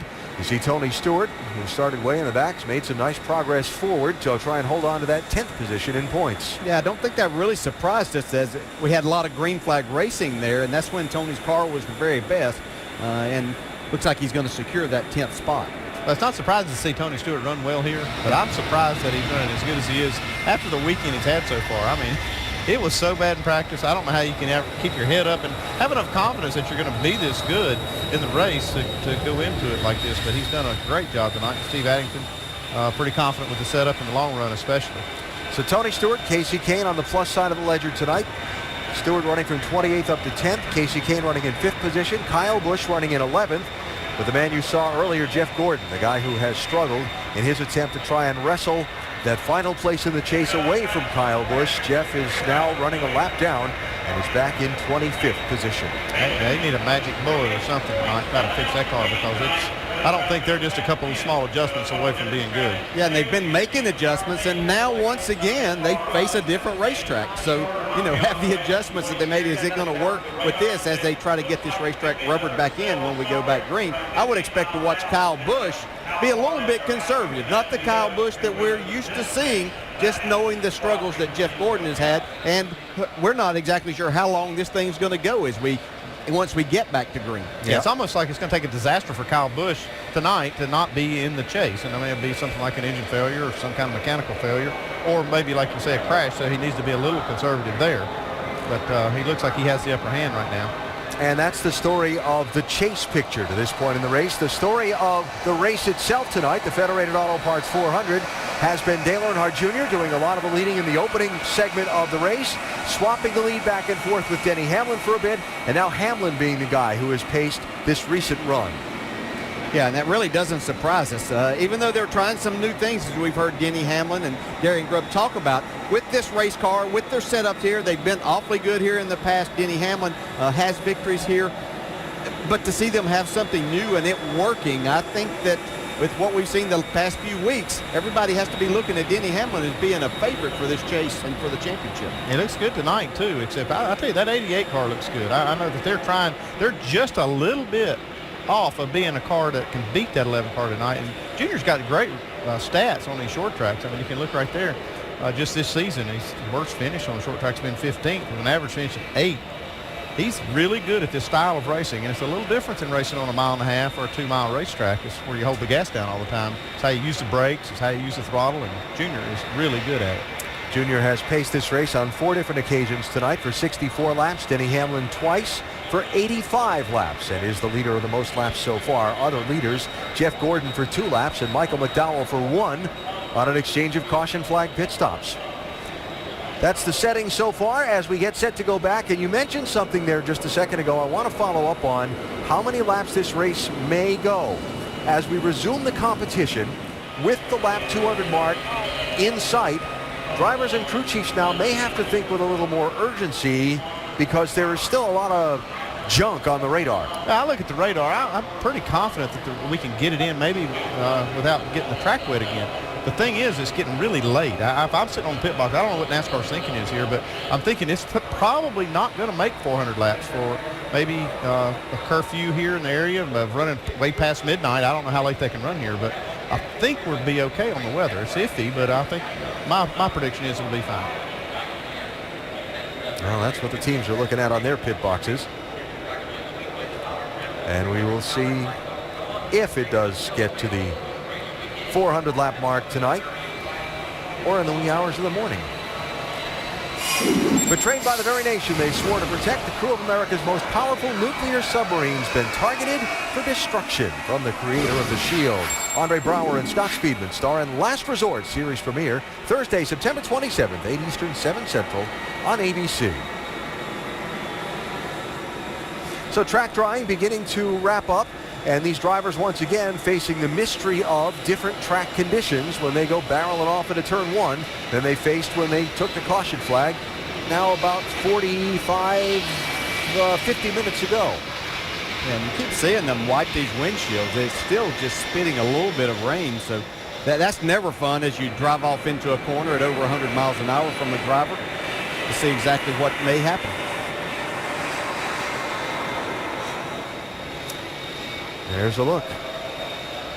The track surface is drying, and they're getting ready to take the track drying equipment off the track and back onto the pit lane and fire these race cars up and send them back out. But that pesky drip, drip, drip continues, just enough to be annoying.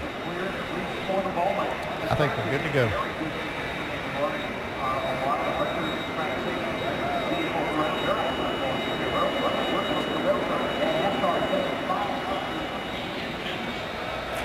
Bring him up, gang. Bring him up.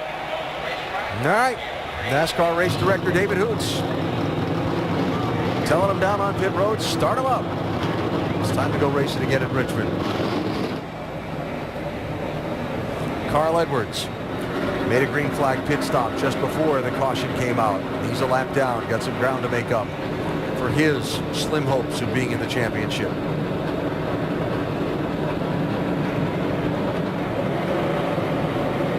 Coming back to restart the race in Richmond. Thank you so much for staying with us. The green flag after this message and a word from our ABC stations.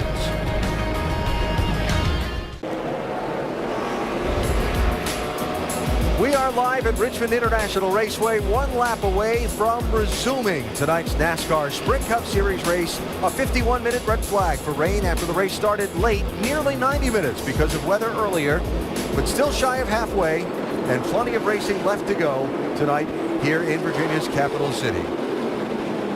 Denny Hamlin and Dale Earnhardt Jr. have done most of the leading. They're running first and second. Ryan Newman got the free pass to get back on the lead lap at the caution for the rain. He's in 17th position. Everybody's on fresh tires, but different track conditions than when they shut them down. How's the restart going to play out? Yeah, Got fresh tires, but the air pressures may not be exactly what they want there. It might be a little bit lower from having to sit there as long as they did. Pace cars off. We are back at it in Richmond.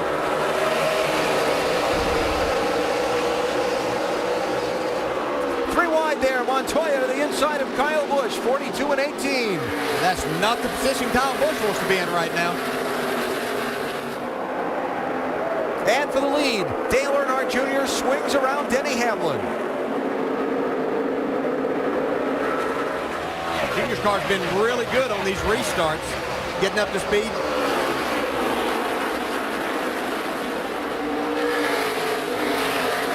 Third place, Clint Boyer, 15. Jimmy Johnson, 48. And this racing right here is going to be pretty intense because they're not sure how much past halfway that they're going to get in with this race. There is more rain around us right now.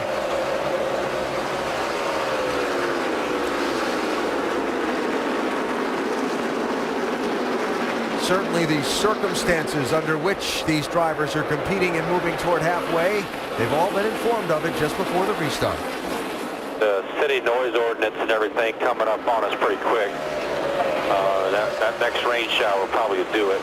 So we know what we've got here. And a lead change. That on Clint Boyer's radio as Denny Hamlin goes back around Dale Earnhardt Jr. Now let me just clarify a couple of things. There's nothing in the conversation about shortening the race for a noise ordinance or anything like that. The conversation is about the weather. There is weather out there. We're seeing Jimmy Johnson make his presence known now. I'll tell you somebody else too is Casey Kane right behind this group. This is the best he's fired off. He's got a great long run race car, but it's taken off pretty good on this run. If it still hangs on and run about 50, 60 laps, he might have something for him. Tony Stewart has moved up to 8th since the restart. There's Kyle Busch hanging out in 10th. Behind him, 17, Matt Kenseth. Mark Martin, 55 for 11th spot. And Jimmy Johnson rolling.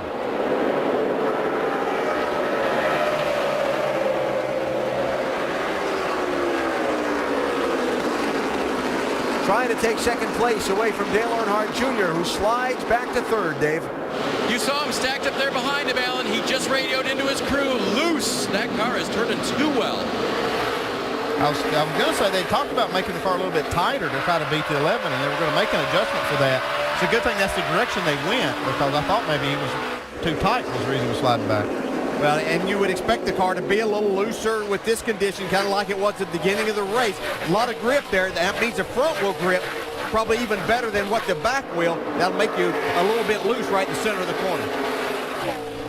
So Junior back to 4th and sliding off the corner. Martin Truex Jr. coming after him.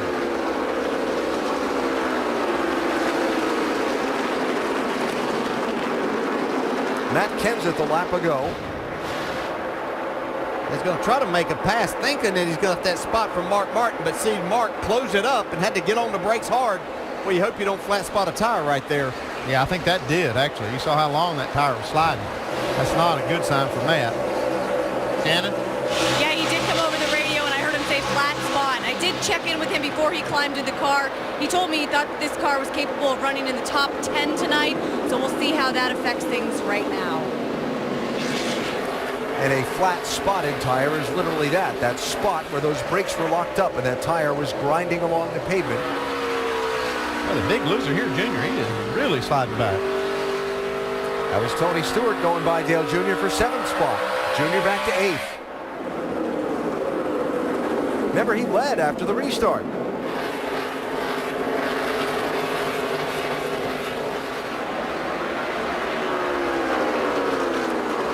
And Tony keeps marching steadily toward the front. And by the time we get to about halfway of this race, pick and stay green to then, Tony Stewart will be making up some more time. Got a battle for second now. I don't know if it's going to be much of a battle. Clint Boyer on his way to the front.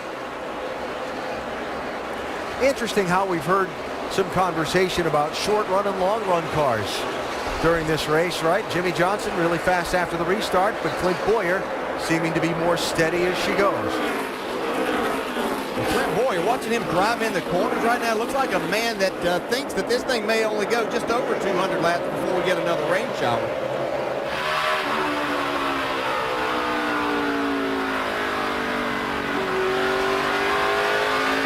We heard him earlier talking about some lap traffic that was behind him. I think he's got all focus right ahead of him right now. I don't think he's looking in the mirror now.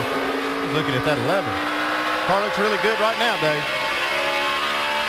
It does, Andy, and both driver and crew chief believe that they are going to get themselves in line to run for the championship once this chase starts next week.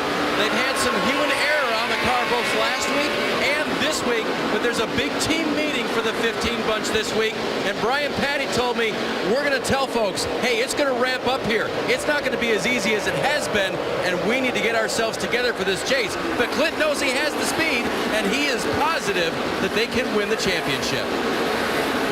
So that's half the battle right there, just thinking you can do it. Clint Boyer, one win this season on the road course in Sonoma, California. He's been very good and won here at Richmond in the past.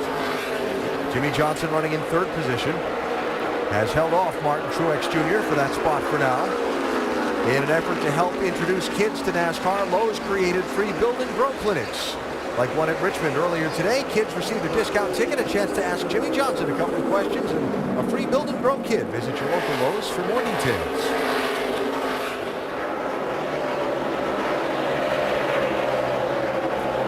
Johnson trying to build some momentum toward a possible 6th championship in the way he's run across the summer of 2012. One would be foolish to count him out. But look at that car right behind you. That Martin Truex has been impressive, hasn't he? The last few weeks, it seems like every time you look up, he's going forward. Really working on Jimmy.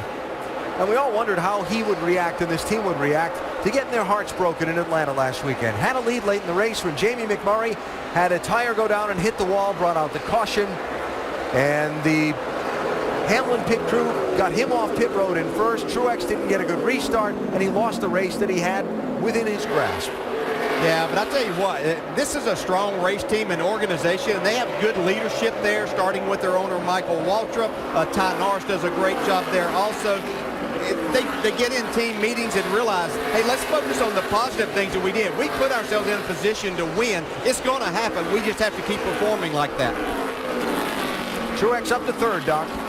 Exactly, and what DJ was saying, Martin Truex said they sat down and had a team meeting after what happened in Atlanta. Said, you know what we should take away from Atlanta was we had a great race car that could have won the race, so now we know we can go in and win the chase. We got a good race car here, but right now they're moving away from the battle for fourth spot between the 5 and the 48. Battle that didn't last long. Casey Kane up to fourth, Jimmy Johnson back to fifth. This 5 car's been on the move since the green flag flew again, to kind of what we saw at the beginning of the race on a green racetrack whenever Casey Kane's car was a little bit better, Shannon. That's right, and on that first run, Dale, that you were just referring to, it was really turning very well, loose off. They had made an adjustment on the first pit stop and really hurt the center of that turn. It got really tight, so it was a wedge and air pressure adjustment on that last pit stop, and it looks like it really worked because, as you said, he's taken off on this restart. Now Kane doing what he needs to right now to clinch one of those places in the chase. Running solidly in the top 5. He's in 4th position. Kyle Busch also in position to claim the other wild card position in the chase for the NASCAR Sprint Cup. Kyle, though, back in 12th. Well, this far away. Jump for this place. It was really good to start. I don't know what happened. Okay, good for it. It's got to be aggravating, though, to have a car like this for Kyle Busch. He's so good here. Won 4 of the last 7 at Richmond is Kyle right now, though outside of the top 10, but in position to qualify for the chase for the Sprint Cup. Steady, if not spectacular, Gordon has not been nearly up to the standard he was hoping for after starting on the outside of the front row. Tony Stewart looking to lock up the 10th position and the final place in the chase, where the wins you've accumulated this season would count for bonus points in the seeding for the championship, doing not just a good job tonight, they've been pretty spectacular. Yeah, looked like he's going to secure those 9 points for those 3 wins and stay inside the top 10. So Jeff Gordon running right now. The third car 1 lap down in 20th place, needing to pass both Regan Smith and Carl Edwards to be in position to get a free pass. We're going right back to the same place here, guys. Real loose in, real tight in the center. Drywall is going away bad. It was better, but it's going away bad. 10-4, nice, smooth, keep it straight. And you see those hands on the wheel inside that 24 car, pretty busy. Yeah, and Andy, you know, we've heard him talking and giving feedback to Alan Gustafson, but that's probably one of the hardest things to fix, a loose in and loose off, but tight in the middle situation. Yeah, it is, and it's really, in my experience, if you fix the middle, a lot of that other stuff kind of takes care of itself.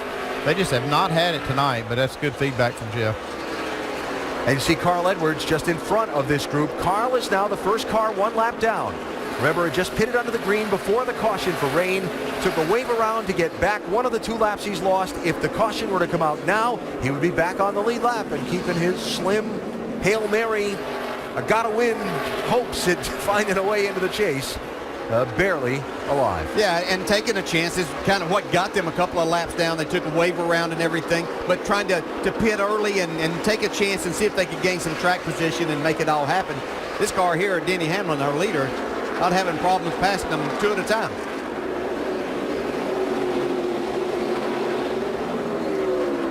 Hamlin, winner of the last 2 races in the NASCAR Sprint Cup Series. Last Sunday in Atlanta, the week before, Bristol, Tennessee, looking to make it 3 straight and 5 on the season. And head off into the chase for the Sprint Cup as the #1 seed. Yeah, #1 seed by 6 points. That's what would be so big. Especially with the lessons of last year, where essentially the 2 drivers atop the standings tied in points at the end of the final race, and the tiebreaker for most wins won it. So 6 points can make a huge difference. Yes, sir. Yeah, and a driver that admittedly says, I'm much stronger mentally, and I'm a better race driver and more prepared to try to win a championship than what he was a couple of years ago whenever he battled Jimmy Johnson down to Homestead, but gave up a lead there and eventually lost to Jimmy. Denny Hamlin in some pretty heavy lap traffic now. One of those hoping to find a way to win the race and have a shot at a place in the chase. Joey Logano in the 20, about to go a 2nd lap down. Joey's down in 29th place. Yeah, one of those drivers that was needing to win to have any chance of making the chase, but obviously not happening tonight. One thing I like about Denny and here especially is how disciplined he is about moving around lap traffic. He doesn't lose a lot of time. Watch the lap times while he's in traffic. It doesn't cost him a lot of time to make these passes, and I think that's one of the things that makes him so good here. And it's easy to try to rush to the gas and try to make that pass quickly, and then you spin the tires 1 lap that hurts the next lap. And he is just so disciplined about the way he does it.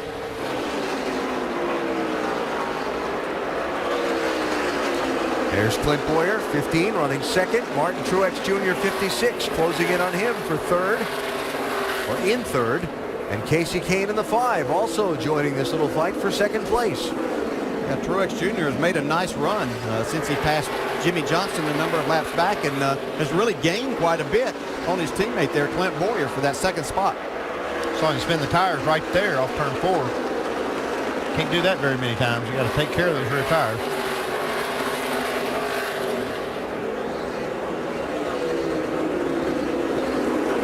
There are 2nd, 3rd, and 4th, 15, 56, and 5. Then a look back to Jimmy Johnson in the 48, who runs in 5th position. There's Jimmy. And behind Jimmy now, racing for 6th and 7th spots, Kevin Harvick in the 29 and Dale Earnhardt Jr. in the 88. Yeah, complained about his car being a lot looser after we went back green here. Kind of settled in, and lap times look pretty solid, but I think Junior's just waiting so they can make another adjustment. Not doing anything crazy with a loose race car. Key moment in this race is about to unfold here. When the leader comes to the start-finish line next time by We will be halfway through this race in one more lap. So if the rain should close back in and circumstances prevent the race from being run to its full distance, then it becomes an official race. And now that really shadows all your thinking on that pit box if you're a crew chief. Well, the problem is that you don't know when it's going to end now. It's just a moving target. You're looking at the radar. You try to make guesses at that, but you want to try to keep your car as far up as long as you can here. You don't want to try, say, a strategy move like a short pit that will pay off later in a run, knowing that you may not get there. Yeah, and you know, Kyle Busch sits here in a pretty good position. Even though he's not happy with his race car, he's sitting in 12th. But as this possible rain approaches, we're past halfway now. There is a driver still in the lead lap, and then Ryan Newman, who has one win, that could possibly stay out there maybe a little bit longer. And if the rain comes at the right time for him, wrong time for someone else, then things change once again. Casey Kane.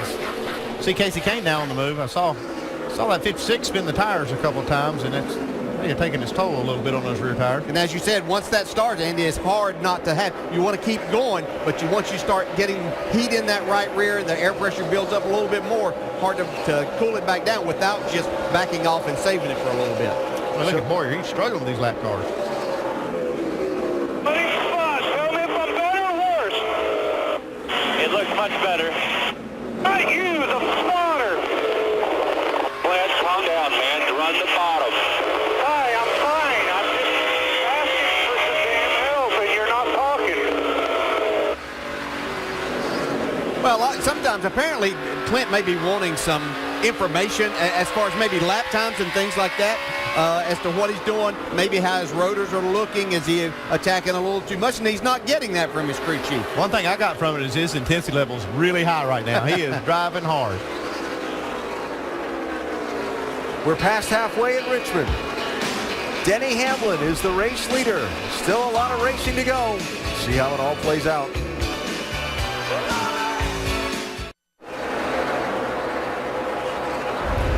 Live at Richmond International Raceway, the Federated Auto Parts 400, twice delayed by rain, but under green and past the halfway point of the event, with Denny Hamlin out in front of a new second place driver.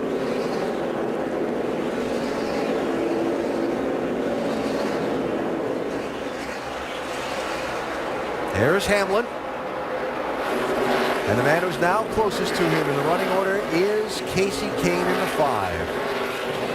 Well, you can see Casey Kane has really picked it up. I don't know if he's moved up the racetrack or his car's coming to him. We heard Denny Hamlin talk about being able to arc his car into the corner, stay out wide. Casey Kane's doing a lot of that same thing, and I've seen him do this at a lot of racetracks, but it really gets a big run off the corner.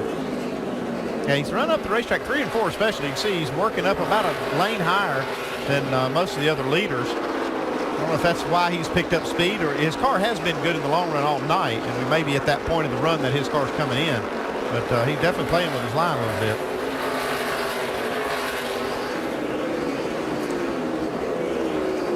So Denny Hamlin, the race leader, as we go up to speed and check in on some of these front runners. Vince Welch is covering the leader.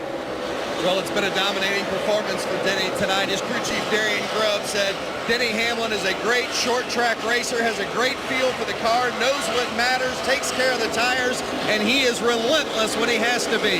That's the kind of mentality we're seeing from Hamlin tonight. And to make matters worse for the competition, Hamlin says that drive off that he was missing before, he's got it now. Shannon? Well, don't look now. Casey Kane started this race 21st, and he has moved all the way into the second position. There were a lot of nerves inside that hauler earlier today when I spoke with crew chief Kenny Francis there on the right-hand side, because while they did have 2 wins on the year, they were not locked into the chase. This run certainly has to be easing some of those fears. Dave? Clint Boyer is locked into the chase, Shannon, and some of his intensity again comes from that fact that he thinks he can win the championship. Right now, he has lost a turn in his race car. That's why he was searching for another line. That's one of the reasons why he was kind of upset. He hasn't found it yet. The car is still tight, Doc. And And behind him, Martin Truex Jr. had a great car when he repacked the Green Flag Racing. Said the car was perfect in, perfect off, a little tight in the middle. But as Andy Peeker pointed out, they burned up some of those rear tires, and now he's having trouble getting up off the corner. They will get it adjusted here on the next pit stop. Behind them, likewise, the 48 car of Jimmy Johnson, the 5-time champion. Car took off well.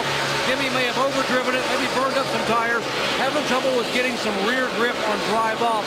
Chad Canal said just keep the car where you are, keep it in the top 5, and we'll work on it at the next pit stop. Dave. Pole sitter Dale Earnhardt Jr., 67 laps led on the night. We heard him talk about his loose race car. That is still the case. Way looser, he said, in and off of the corner. Crew Chief Steve Letarte promising a big adjustment the next time they come down pit road. Doc? Behind them, Kevin Harvick. You heard Kevin talk about in our pit studio how pleased he was with the adjustments that Gil Martin was making. Well, Gil made an adjustment on the prior pit stop that's really paid off for Kevin, being able to get the car now the turn in the middle of the corner. Turning in the corner helps you get up off the corner, and that means speed, and he's showing it right now on the track. Dave. Doc, Sam Hornish has lost one spot since the restart, complaining he just can't control the rear of the car like he wants to. They'll need an adjustment for Sam the next time they come down pit road. Shannon? Well, Tony Stewart was very frustrated after practice yesterday. He said he wasn't focused on the last 10 races of the chase. His focus was just getting through this weekend and this race here tonight, because they were very slow. They had very tight conditions, but they stuck with the plan. This is the same car that they had in April, and it had showed very similar tendencies. They said it was a long-run car, and the car has really come alive as the laps have wound down. Doc? Back in 10th spot, Brad Keselowski. Now, crew chief Paul Wolf using more of a New Hampshire setup, trying something to learn something for the chase in 2 weeks. So the car's not bad. Brad said, right now, I'm still loose in and tied about 2/3 of the way through the corner, but the car and the track are coming to me. Well, I checked in with Matt Kenseth before he climbed in his car during that rain delay. He told me on the first run he felt his car was just about a 17th place car. After they made the adjustments, he felt it was a 12th place car. He said a couple more adjustments, he felt he could definitely run in the top 10 here tonight. He just came over the radio and said, I'm just a little bit tight in the middle, so expect some changes on this next pit stop. Vince? The 55, the ageless one, Mark Martin. He was on the pole here in April, led 29 laps, finished 8th, said he burned the tires off the car that night. He wants to make sure that doesn't happen tonight. But right now, he's missing some side bite from the car, and that's been the biggest difference in his handling. The 18 of Kyle Busch, loose in, plowing the center, and loose off. Boy, I wish I had $1 for every time we've heard that tonight on the radios. But he's won here 4 times. He knows what he needs to make his car good. There's the 39 of Ryan Newman going underneath Kyle Busch. Ryan told us during the weather break they've been fighting wicked tight in the center, but they think they're making strides with it. Crew Chief Tony Gibson has been working on it at each pit stop. It's not quite there yet, but they're going in the right direction.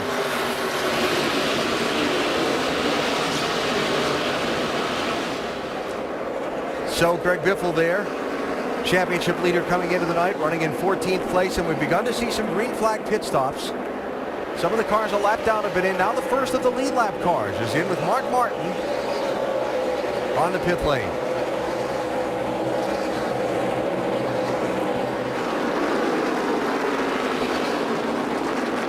Bad news for Carl Edwards. Leader Denny Hamlin has overtaken a couple of other cars. Carl is no longer the first car a lap down. And now that we've got some cars out there on fresher tires, like Joey Logano 20 and David Gilliland 38, there's going to be some people make the fastest car on the racetrack, the leader, look awfully slow. You have to be really careful racing around these guys. They come back out, they're trying to make up as much time as they possibly can. Make sure you give them plenty of room and don't get yourself in trouble. Marcos Ambrose in. So the tires they're taking off have a little bit of wall paint on them. He's been against the wall a little bit. Ambrose, one of the guys needing to win this race to have a shot at a chase place. You know, a situation like this, more than a Denny Hamlin or even a Casey Kane, of course Casey still needs to have a good night, but who's more dangerous for than them is someone like Kyle Busch, who's struggling with his race car and the handling anyway. Gets drivers out here on fresh tires around him, can make it very difficult. Mark Martin, who just got those fresh tires, he'll easily whip around Denny Hamlin.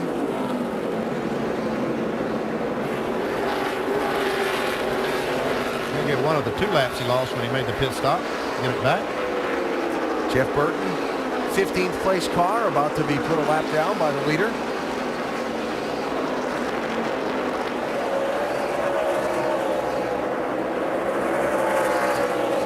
Like Matt Kenseth's car kind of perked up here at the end of this run. Yeah, it's been really good on the longer run, and they haven't had much track position, had to drive up through there, but looks like this 17's handling pretty good at the end of this, Shannon.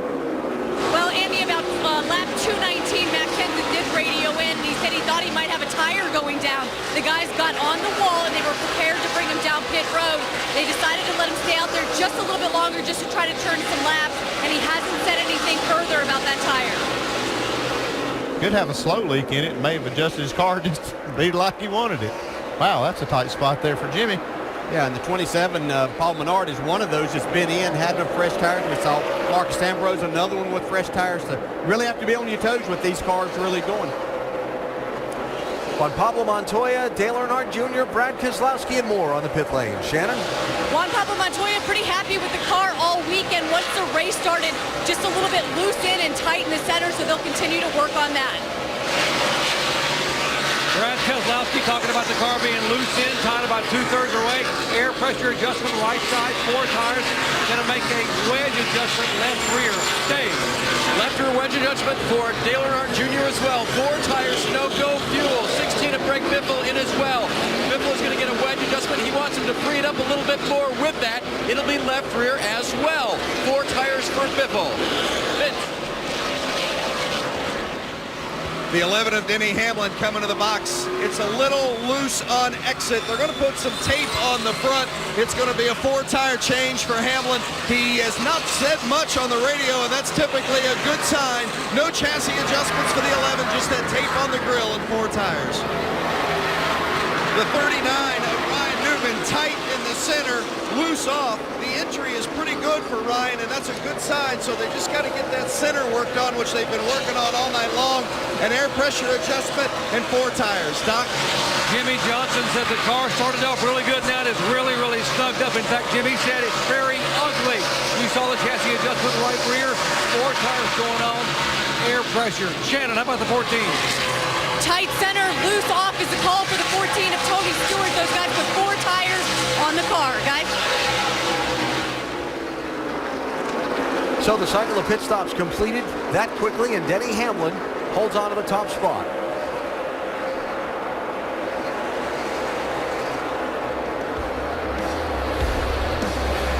Hamlin leading, still 167 to go back after this message and a word from our ABC stations.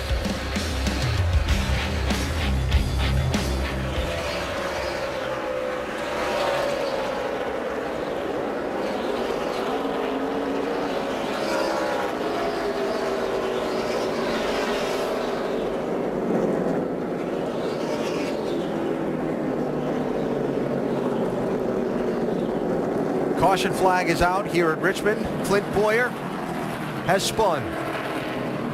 Let's get back here. We're leading lap.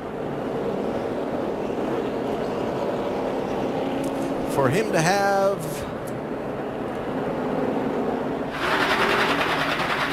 that left rear flapping around under that. I think that'd be a little contact maybe. That's what I was thinking.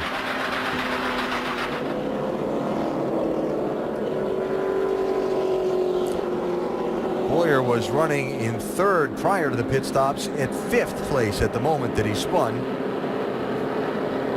Carl Edwards had just come down pit road. He'd gotten back onto the lead lap because he had not pitted yet. I thought he might go on 5, 4, 3, right here, 3, 2, 1.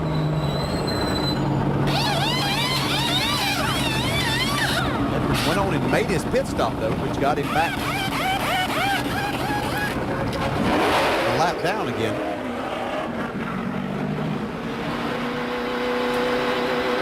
So we'll follow up on what happened to Clint Boyer.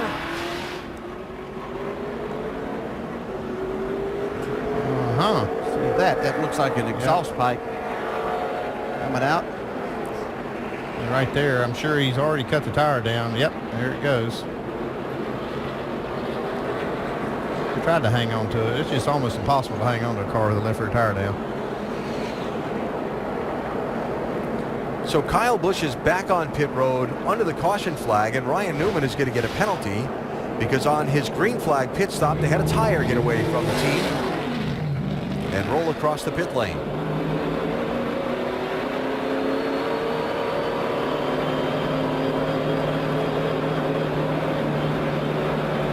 Newman is going to go from 12th position before the pit stop cycle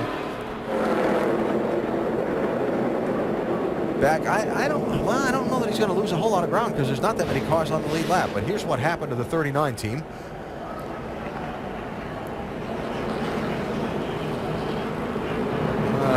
Oh yeah, that left rear just happened to take a bad bounce.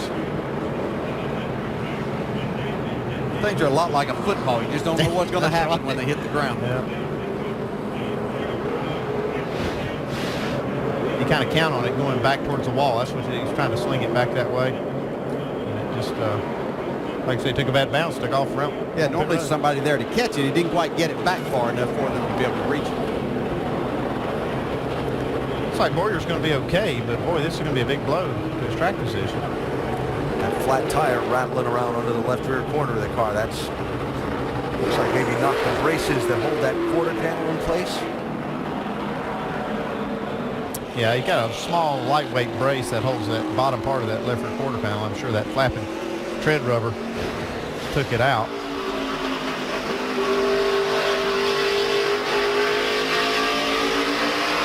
Still there inside.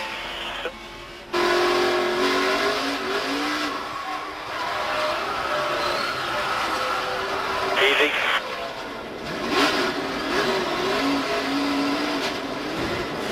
Boy, I don't know why the 15 stopped in the middle. Then when I hit him, he blocked me getting into the corner and then he stopped, you know? Yeah, simple. I'll tell him if they got a problem. Juan Pablo Montoya running right now in 17th position. Yeah, you see the tire mark on the side of the 42, right?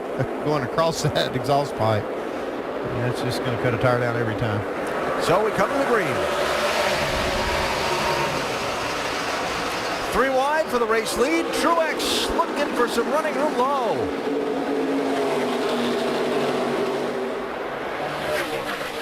Denny Hamlin had to drive that in, maybe a little extra car length to make sure that the 56 didn't get to him right there.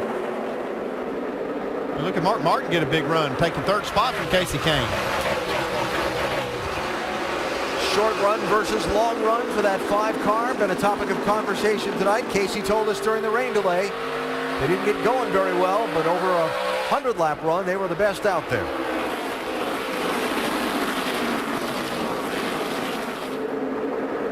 I tell you, Truex giving Hamlin all he wants right now.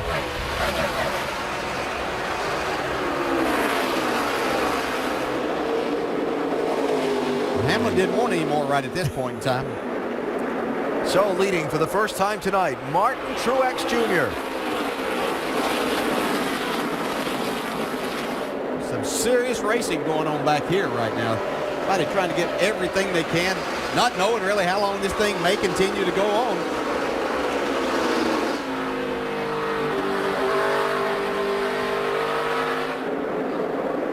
Tony Stewart running in 9th position.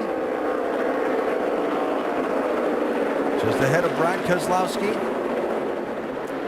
And a side-by-side between Kenseth 17 and Hornish 22. I mentioned that Kyle Busch made a second pit stop. Remember, they stopped just under the green, then he came back in under the caution, Vince.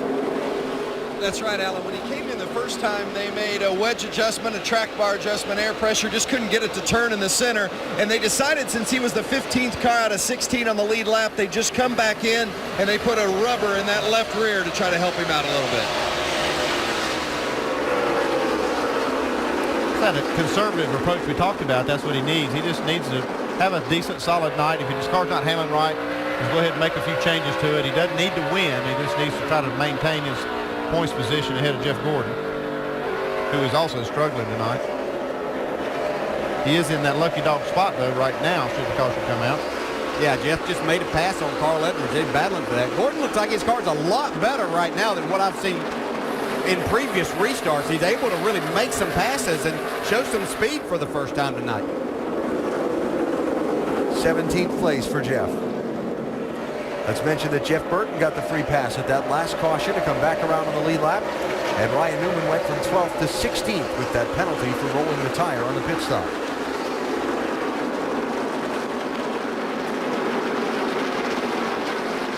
So still got 154 laps to go. New leader, Martin Truex Jr. in the 56. Just ahead of the man who's led most of the laps tonight, Denny Hamlin in the 11. There are 16 cars on the lead lap. We've had 2 separate delays for rain during the night tonight, and that's why, yes, this is live at about 20 minutes after 12 East Coast time. We thank you so much for staying with us. Change for 7th place, Tony Stewart getting by Dale Earnhardt Jr. Stewart in the 14. Tony still looks like he's struggling a little bit with the car right in the center of the corner, but man, he's getting some really good drive up off. That'll stick with him through this run. And for the lead, Denny Hamlin. That's why Denny Hamlin pulled over a while ago and didn't contest Martin Truex taking the lead for a little bit. He knows how good his car is, especially as he gets more laps on the tires. He's just better than the rest of the field here. Stewart's pretty good too. Getting that 6th position away from Mark Martin. And what a run from 28th for Tony Stewart. Team, I think it's fair to say, that's lacked a little momentum of late, and looking for some to launch off into a bid to defend the championship that Tony Stewart won a year ago. Haven't been with us throughout the night. Basically, the picture for the championship chase places looking exactly the same right now as it did to start the night. Stewart still 10th in points. Casey Kane and Kyle Busch still in the wild card positions as they run. Juan Pablo Montoya just way up the racetrack a minute ago and almost caught the wall.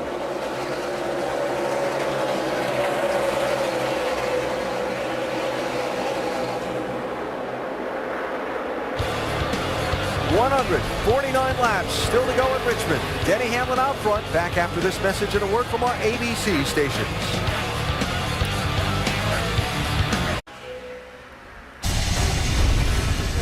A night that's been a struggle for Jeff Gordon thus far, maybe showing signs of life. Gordon went a lap down earlier in the race with a very ill-handling car.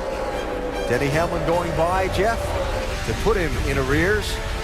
Others who are trying to race their way into the chase. Ryan Newman with that tire violation a minute ago, but on the other side of the coin for Newman, he got a free pass earlier that got him back on the lead lap at the rain delay. And Clint Boyer, who ran top 2, top 3 a lot of the night, suffering misfortune a bit ago when contact with Juan Pablo Montoya cut the left rear tire on that 15 car. Boyer now back in 14th place. On the move, Casey Kane. Yeah, once again, we see this car after a few laps really come to life as the air pressures get built up. Starts making its way to the front. Here's a car with some speed finally tonight. He is passing some cars on this run. Jeff Gordon, the first car 1 lap down. He's in 17th place. But the guy he's about to pass is the 9th place car. Jeff has passed all those other cars between Matt Kenseth and last on the lead lap, Jeff Burton. And he's working on the 9th place car here. Yeah, he just needs a caution. And there have been plenty of opportunities with some of the racing we've seen, but everybody's held it together. He makes another pass on Matt Kenseth. Can you imagine what he's thinking? Yeah, where was this when we needed it earlier? Yeah. Another, just a yellow right now puts him right back in the game. Let's see if one shows up.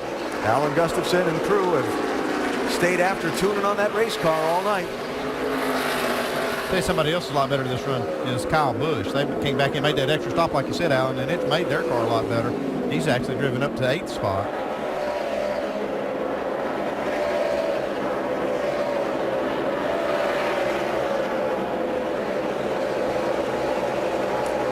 You were talking about Kyle Busch, Andy, and he has worked his way up to 8th spot now. P9. All that for 9th? I lied. P8. Oh, okay, that's better. Oh yeah, it's all about making you happy. Make it live here, stretching everything out back. And he says, "What, we can live here? This will work for us right now." Restarted 13th. Yeah, he's really shown some speed that we haven't seen. I am seeing a lot of red from the brake rotors there, so a little concerned that he's using a lot of brake and making a lot of speed here right now, but he's getting the job done. Championship picture. Tony Stewart, Casey Kane, Kyle Busch doing what they need to do to hold on to their places in the chase. Where Stewart can't fall out. He could fall out of the top 10 back in the wild card, but for now, having a great night. It's got those brakes glowing now on that 18.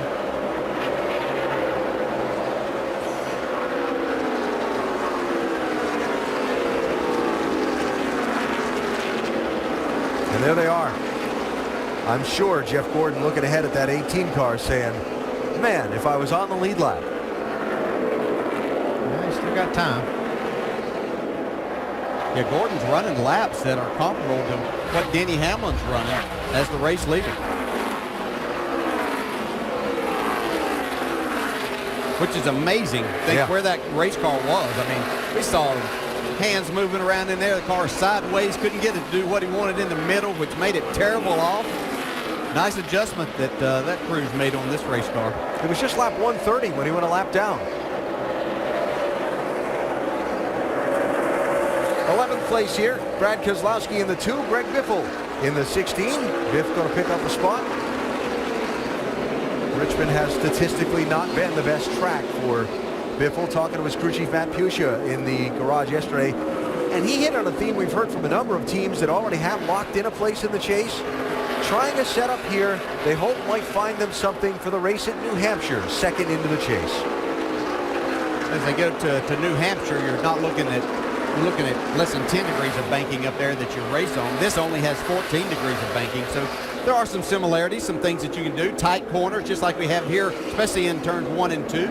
So seeing if they can learn some things that's going to help them try to win a championship. 129 laps to go. Denny Hamlin is a full second ahead of Casey Kane and in some pretty heavy lap traffic. We're back to Richmond after this message and a word from our ABC stations.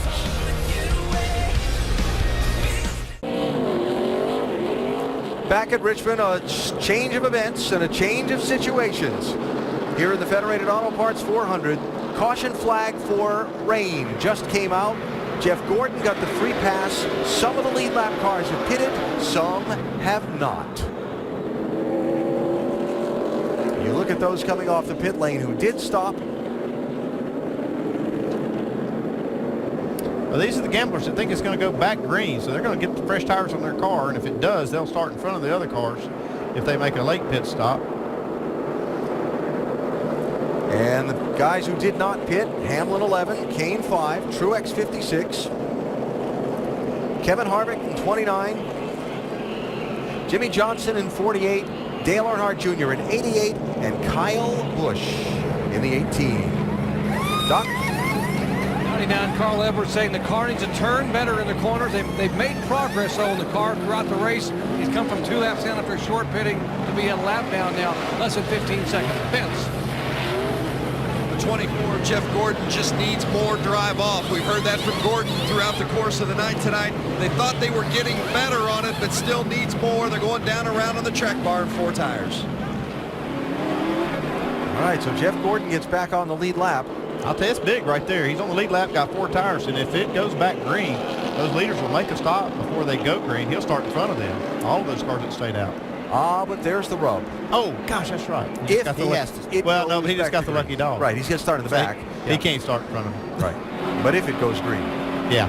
We are under caution for rain. They haven't lost the track yet. They're staying out. But we'll see.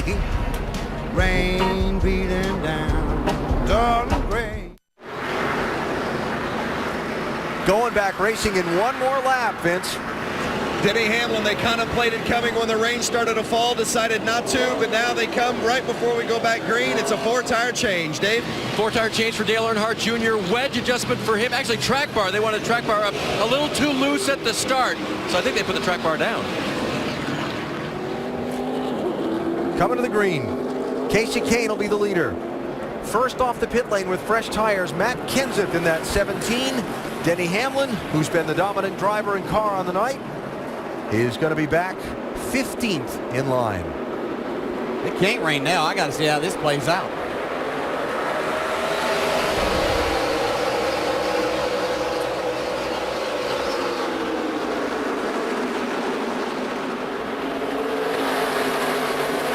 Watch that blue and white 17 car on the fresh rubber. Kenseth going for second under Jimmy Johnson.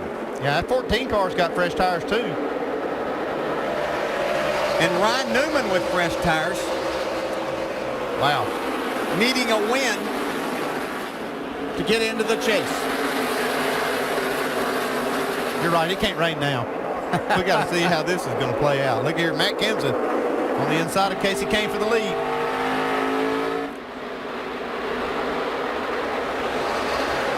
Three wide for the lead. Stewart to the bottom. 3 wide, you're bottom. 2 wide with Matt. Clear, you're the leader. Tony Stewart out in front. Yeah, remember last time we saw these two racing for the lead was at Bristol. That didn't turn out too good. Yeah, they wound up smoking against the inside wall with wrecked race cars. Look at Burton making a pass on Kenseth.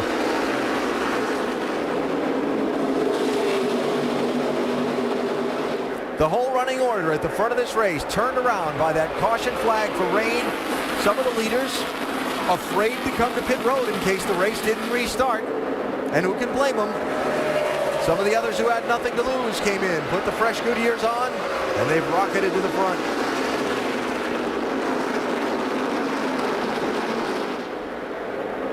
Jeff Burton to second. Here's Ryan Newman, 39, looking on Kenseth for third.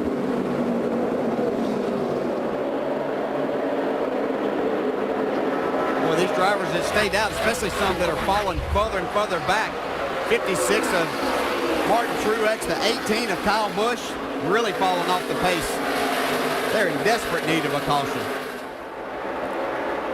Kyle Busch back to 17th place, Vince. Yeah, and he's really disappointed because he wanted to pit. Dave Rogers wanted to gamble and stay out. They talked about it, maybe even a little miscommunication there. But you see the result. Kyle Busch going backwards.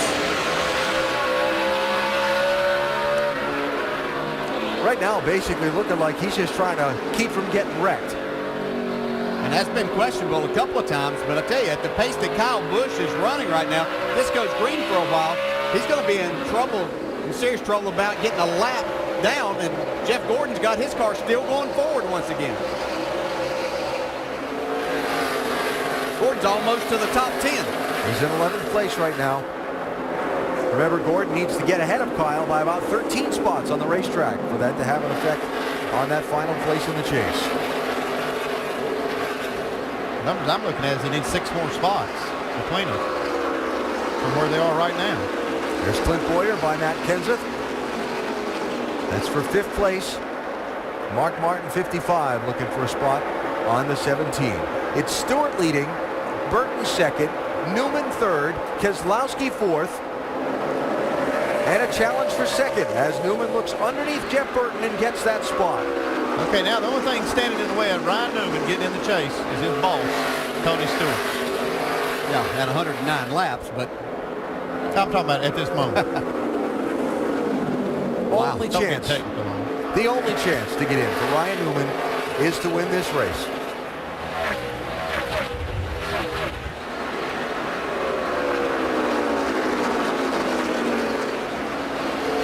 You're talking about some of the guys that slipped back a little bit.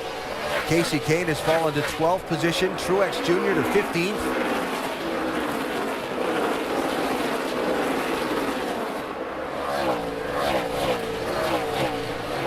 And the whole Tony Stewart running first, having a place in the chase secured, and Ryan Newman running second and needing to win, Shannon. Kind of intriguing. Well, Alan, I did ask Steve Addington today about team orders. It's something we've talked about, and a potential team order if Ryan Newman and Tony Stewart were running 1-2. He told me best case scenario, Ryan wins and Tony would run second. And I asked him what we would see towards the end of the race if these guys were 1-2. If Tony would maybe let it happen. He said that is Tony's decision inside the race car. He will make that decision comes down to the end of the race. Vince. And as it relates to the 39 of Ryan Newman, of course, as Shannon just explained, you got to win to get in. Tony Gibson, the crew chief for Ryan Newman, told me tonight, we'd wreck our mama to get in this one tonight. Well, he might not have to wreck mama, but his boss is right in front of him. Oh, the plot thickens, and we've still got a quarter of the race to go, and we've still got a bunch of that green garbage on the radar around us, too. I tell you, Ryan Newman's catching Tony Stewart. And Tony might have to move out of the way, let him go to keep him from getting wrecked. Because I think Newman would probably take his boss out here if he had to. Have not been with us through the course of the long evening. Ryan Newman got a lap down, got a free pass, had a caution for rain at lap 137 to get back on the lead lap. And now is trying to get to the lead after the exchange of pit strategy has played in his favor. They're running almost identical lap times. That time right there, it looked like Newman was a little bit quicker. Well, he's getting there. He's looking at that back bumper. Look at him. And you don't know about this weather. That's the other thing. You don't know if it's you don't know what's going to happen next here. lap or not.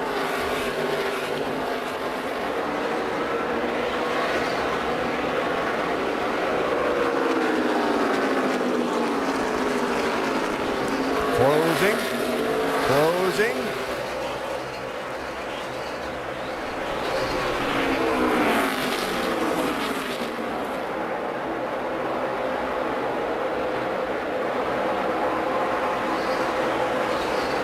And going by for the race lead. Now, Tony didn't make it too hard on him, but I really believe Ryan's got the best car right now. I don't think he let him go. I don't think he made it hard for him to make the pass.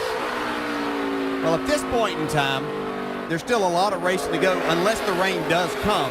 Tony Stewart is locked in here. This would be the situation that would benefit this organization more than anything else.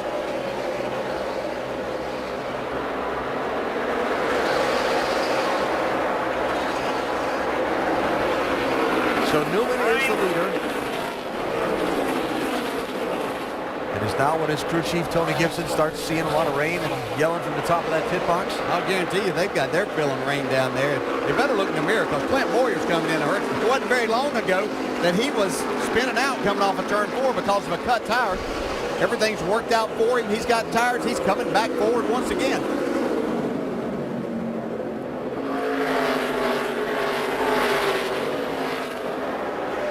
Jeff Burton, 31. Brad Keselowski, 2. Mark Martin, 55. That's 4th, 5th, and 6th. And Jeff Gordon now back on the lead lap, taking 9th place from Sam Hornish.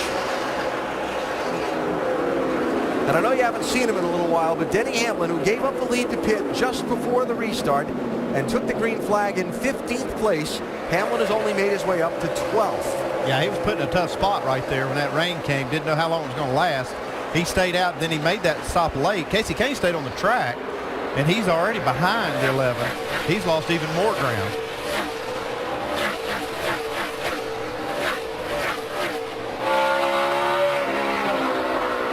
I have to wonder if Denny Hamlin might be saving a little bit of fuel right now, thinking this thing could go green to the end and may be close, and some of these other guys may not be able to make it. I just believe his car is stronger than that. Dale Jr.'s actually passed him and moved further forward since they made those stops. Well, we've just crossed the 3/4 mark of this race. Will it see the full 400 lap distance? Will Mother Nature intervene again? The picture's changed a lot in the last little while. Don't leave us now. We're back after this message and a word from our ABC stations.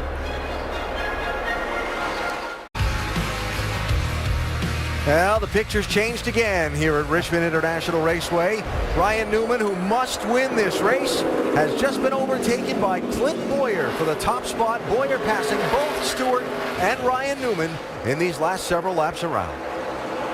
Yeah, I thought Tony Stewart for that second spot may be able to hold Boyer back there for a while, but he couldn't do it, and neither could Ryan Newman whenever Boyer decided he wanted the lead. I'll tell you what this does, though. It shows now with Boyer leading this thing, Jeff Gordon has driven all the way to 6th place. One of the fastest, if not the fastest car on the racetrack right now, and he's only 2 points behind the 18 as they run.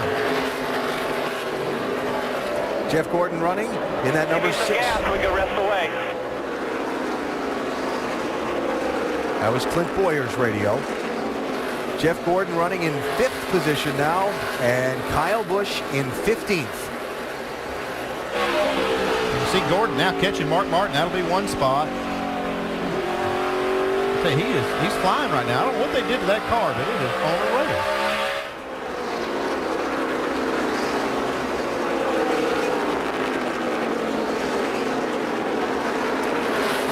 rail. So, 84 laps to go. Still the possibility of threatening weather in the area, but Clint Bowyer is out in front of this race after being sideways with a flat tire and spinning out at lap 234, Dave. Yeah, the adjustment to get him to this, Alan, was very subtle. On the run before the rains came, he just said a little too loose, and the adjustment they made just a small track bar adjustment, but it was the right one, and he's driven to the front from the 10th place restart position. So Bowyer with that much of a gap on Ryan Newman, 1st to 2nd. Tony Stewart, 14 3rd. Mark Martin, 55 4th. And with this latest turn of events, Kyle Busch's team not calling him to pit road and counting on the rain at the last caution. Jeff Gordon getting a free pass and having nothing to lose. Now it's just a single point for that last place in the chase between Gordon and Kyle Busch. One position on the racetrack, either way. Actually 2, because Kyle owns the tiebreaker over Jeff Gordon. Right now, Gordon's thinking about winning this thing. He's looking at Mark. Mark's the fastest car last lap. They're both catching the leader, Clint Bowyer, at this point. What a turn of events.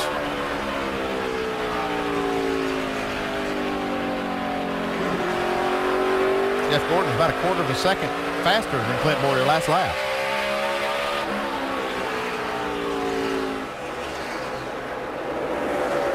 Jimmy Johnson about to go a lap down with Kyle Busch just in front of him. Johnson, one of the cars up in the top 5 a little while ago, Doc.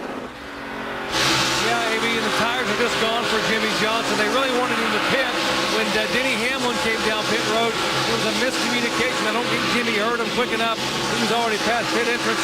And now, as the 15 pulls on the inside, Bowyer will put him a lap down. And they're probably about 10 to 12 laps away from making a stop. Probably come in pretty soon now and go ahead and top off their final stop. But Johnson now going a lap down after being a contender about 70 laps ago.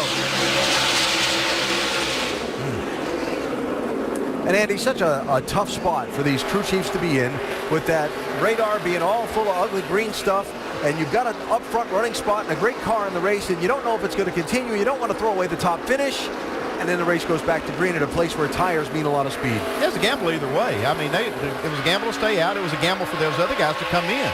That's just paying off for the guys that pitted right now. Casey Kane headed for pit road. As he goes a lap down to Clint Bowyer, here's Kyle Busch being overtaken by the race leader. We'll probably see this 18 in pretty quickly too, don't you think? Yeah, he'll probably stay in this spot, this lucky dog spot, just long enough in case the caution does come out. Casey Kane's in, Shannon. Yeah, Casey Kane stayed out on that last pit stop lap 281 right around there. So no rear grip continues to be the story for this 5 team. They're going to continue to work on air pressure for Casey Kane.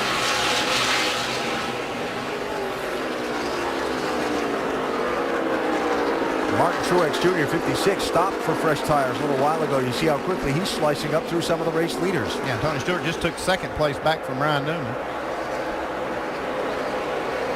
This is kind of the time that we've seen Tony Stewart's car really come to life when others start giving up some speed. Tony's doesn't do that. So let's see if he can run back to the 15 car and retake this lead. Jimmy Johnson, green flag pit stop, headed back out onto the track. And 74 laps yet to be run. Mark Martin's car really come alive. And you saw Jeff Gordon run right up to the bumper Mark, but then Mark actually pulled back away from Jeff, as you can see here. Now he's past Ryan Newman for 3rd.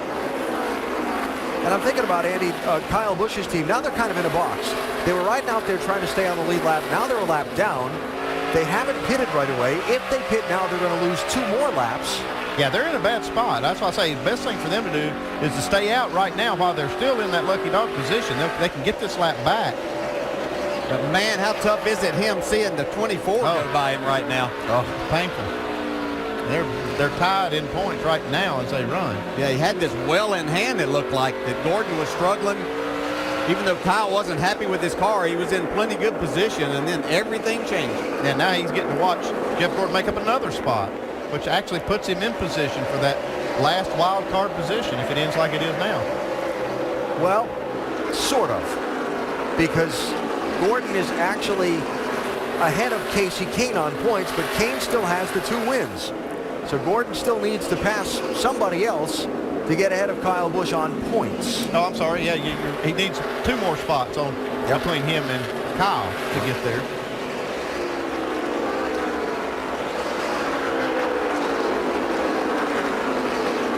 Watch that, Charles Gordon was on Mark Martin's bumper a while ago. And you pointed out Mark Martin flying up through here right now. He is almost up to the back bumper of Tony Stewart in that 2nd spot. Mark, one of the crowd that pitted at lap 277, so still a while before we'll see those guys needing to come back to pit road. And if this race runs under the green flag for a while, that choice not to pit a while ago is really going to prove costly for some of these other guys who stayed out. What a change in pictures.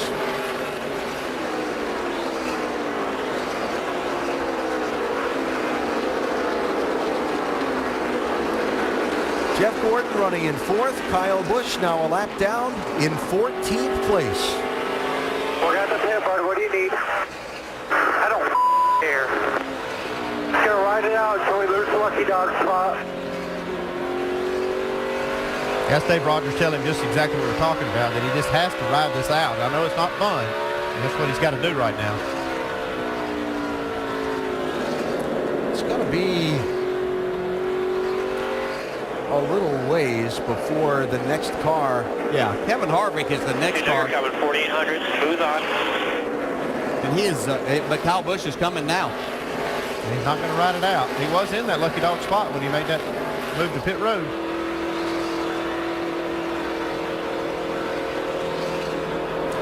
Well, crucial moment in his hopes for the chase for Kyle Busch, Vince. Well, it's so frustrating. You heard the tone on Kyle's voice, how frustrated he must be at this point. Same said for Dave Rogers. 4 tire change, also a chassis adjustment for the 18 of Kyle Busch, but a lot of ground to make up. Now they've got a problem on the right side also. Go back to the right rear. Got to go back to the right rear. Didn't get a lug nut on. They got to hit it again. Ouch. Sam Hornish Jr. also on pit road as the leader, Clint Boyer, comes by Kyle Busch. That'll be for a 3rd lap down. Busch with the fresher tires should be able to get that 3rd lap back pretty quickly. Yeah, he'll line up right behind Clint, and he should be able to drive right back by him. But see, a lot of pressure on this team right now. There's Hornish. I mentioned him on pit lane. Nice drive tonight for Sam. He's done a terrific job in this car since they put him in it, really, but really a solid run tonight.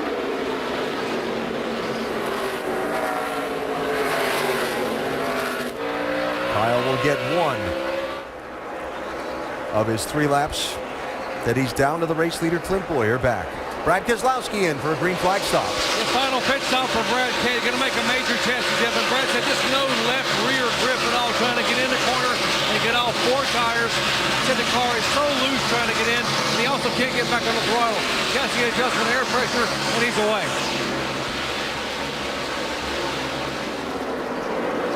Of the guys who stayed out on that last caution, looking Kevin Harvick, and I think he's about the only one that hasn't pitted yet in this cycle. Denny Hamlin's had the best car all night. He's finally made his way up down the top 5 after getting tires and starting back, really far in the back on that restart. Still does have the best car. Now he's making it shown once again. He just methodically worked his way up, just let his tires come, didn't abuse his tires. Guess his question will be fuel-wise probably as we get towards the end here. Yeah, he was in a position to save a lot of fuel there for a while he was kind of riding in the back. I don't know if he saved enough or not. Quite a stretch. It would be a stretch for him to make it. From 281 to 400? Yep.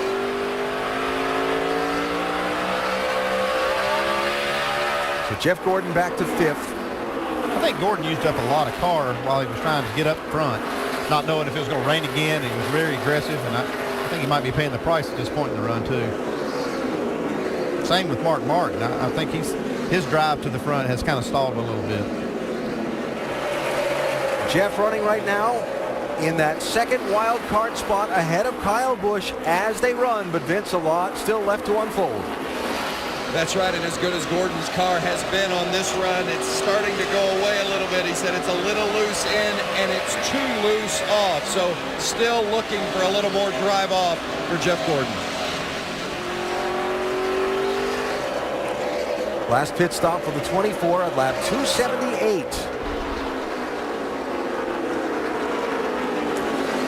And that's the championship picture as we have 57 laps to go, a 1-minute commercial break from our ABC stations. Then it's back to Richmond for the finish.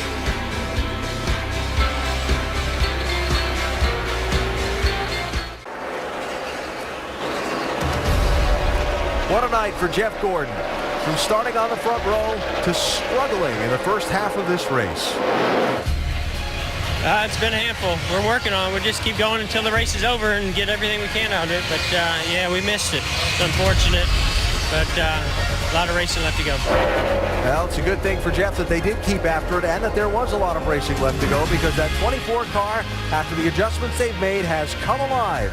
And Gordon has run up into the top 5 and is currently in position to have a place in the chase, but yet with 52 laps still to go. Jeff, our Goodyear superior performer on the night. Determination, perseverance, and an awful lot of gutting it out.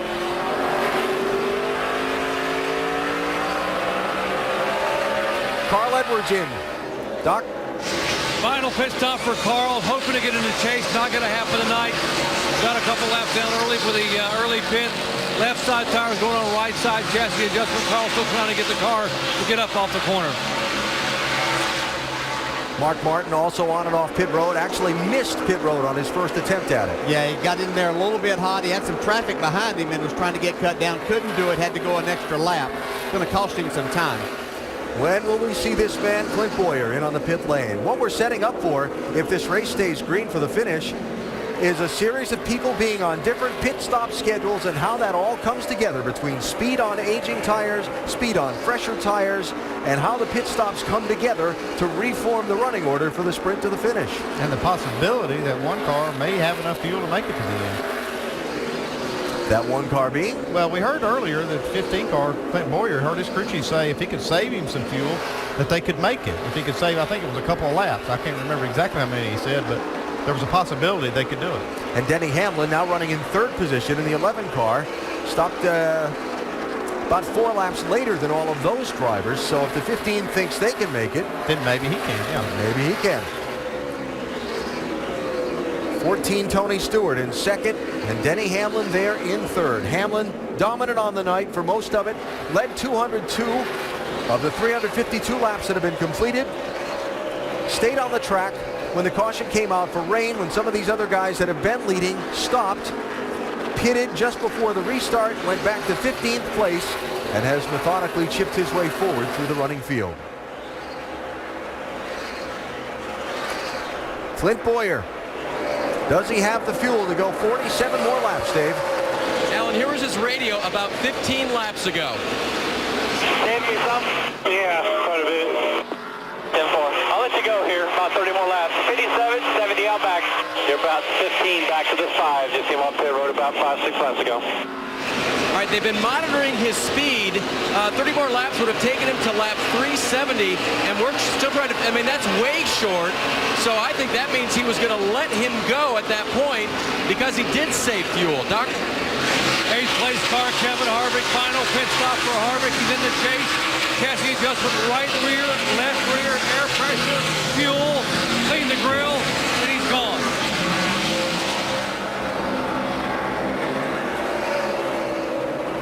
Well, for Clint Boyer, you think about this night, already got a spot in the chase. What's up for grabs for them? Bonus points for the reseeding. Oh, yeah, it's a great gamble for them. And you got to stick with this. Once you decide, okay, this is what we're going to do, you got to stick with it, because if you know you can't make it, you're going to be 2 or 3 laps short, you got to go ahead and make the stop pretty quick, because you'll lose so much time on not getting those fresh tires earlier. And he's actually been able to save some more fuel here as some of these cars with fresh tires got around him. He was able to back out, let them go, so he's actually saving a little bit more, maybe in better shape. I think somebody else saving fuel is Denny Hamlin. I've watched his lap times, and he looked like he had a fast enough car to run up here and take the lead, but then all of a sudden that gap kind of stabilized. I don't know if he's trying to save a little fuel. Yeah, I think he was doing a lot of that at the beginning of this run too, back whenever we went back green flag race, because he took a long time to work his way through the field, and he's got a better car, or a good enough car, that he could have really gotten through there a lot quicker.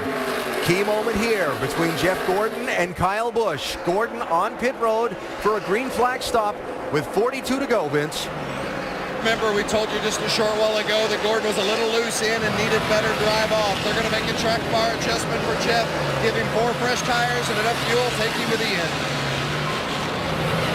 Jeff evidently one of the cars that could not make it on fuel, so he has to get in here and get these fresh tires and try to just get out there and make up time.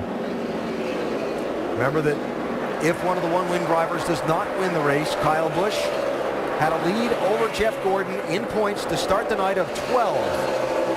So Jeff has to finish at least 13 spots ahead of Kyle Busch if none of the one-win drivers in that wild card hunt scores the victory tonight. Ryan Newman back on the pit lane for his final stop, Vince. Newman led laps tonight for the first time since Martinsville when he won in April. He needed to win tonight and then get a little help if he's going to make the chase. Nearing the end, it's another chassis adjustment. They've been trying to free him up in the middle so he can roll that center a little better and get the drive off, along with 4 fresh tires for the 39 of Newman.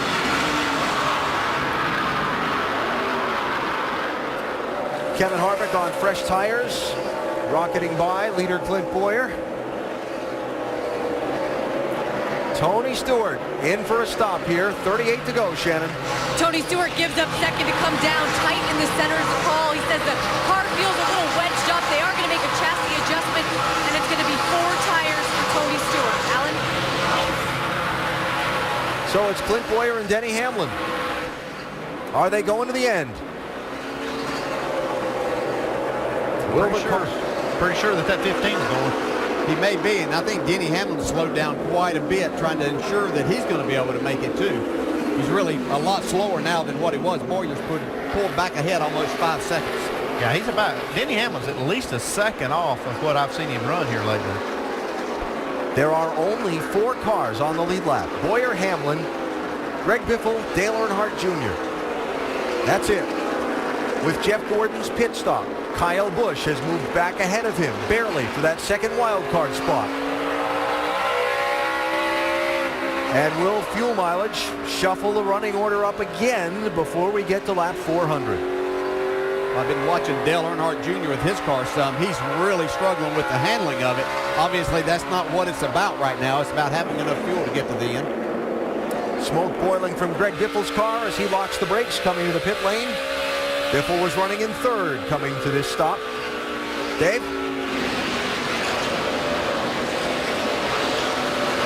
Yep, this is Greg Biffle's final stop right now. Mostly the car has been loose lately, but it's been pretty well balanced since the beginning of the race. He'll get his 4 fresh tires.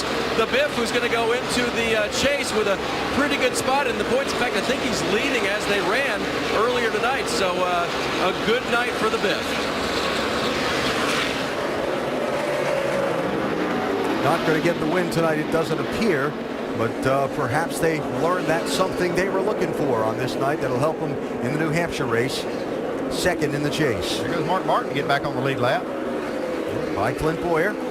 That's the 5th spot that you see the 55 car running in. There's 5 cars on the lead lap, and Boyer staying out here stretching his fuel. Boyer and Hamlin. Earnhardt Jr. and Keselowski ahead of Mark Martin.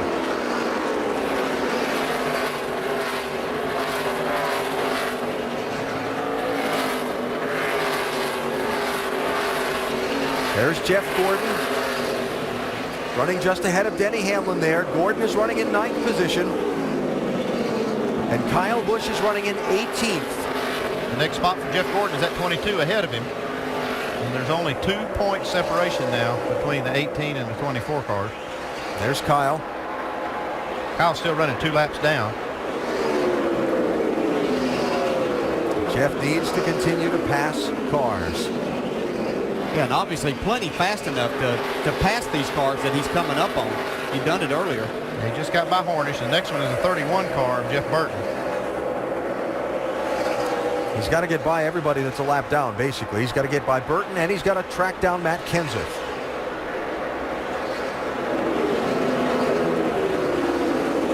And Kenseth is running a good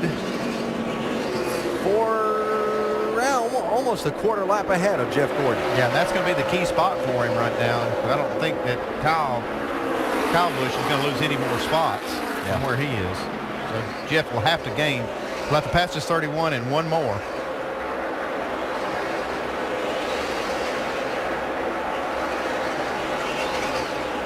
Boy, look at Gordon. He knows he's got to go. Coming through. And as he goes by Jeff Burton, he's going to go by Kyle Busch also. Well, those brake rotors are glowing red on that 18 car. Car's not doing what he wants. Can you imagine the nerves on top of that pit box? In the On both 18 of pit. them. Oh, look out. Tony Stewart with the big run on fresh tires there. And Kyle with the what gives wave out the window. I tell you, talk about Kyle not losing another spot. With all of these cars with fresher tires and stuff, he's losing so much time. Marcus Ambrose is the car behind him, and he is catching Kyle Busch. He's still about a half a straightaway back right now. Yeah, it was almost a half a lap earlier. Now they're on the same straightaway. Tension. Tension, tension. As we come to the final 25 laps. When you're the queen of the charts, there's always someone looking to replace you. The riveting new drama from the writer of Thelma and Louise, ABC's Nashville. The drama begins Wednesday, October 10th. Nice write-up on that show in USA Today yesterday morning.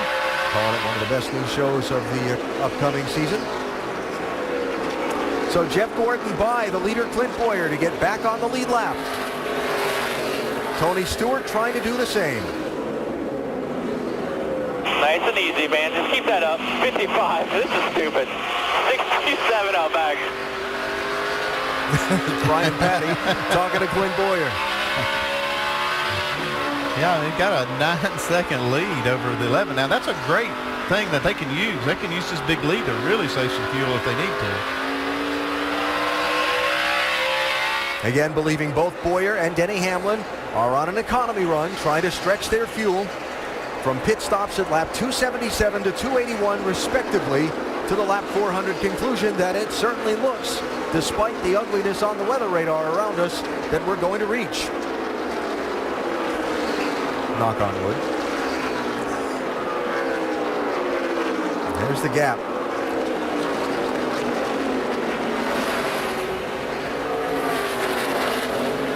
But Brian Patty thinks that trying to manage this whole race setup, strategy, and situation is, and I'll quote him, stupid. Imagine what it's like for Denny Hamlin behind the wheel. Yeah, he has to save fuel too, and he can't make a run up there at Boyer. He's just hoping Boyer runs out of gas, and he doesn't. Fastest car last lap on the track, 24. Jeff Gordon picking up 5th position from Brad Keselowski. And that right there, I believe, puts Gordon into that transfer spot. Actually, I think it tied. They're tied for points as they run with that pass. And now, yeah, it does put him a point ahead. Wild. Oh my goodness. What a night this has been.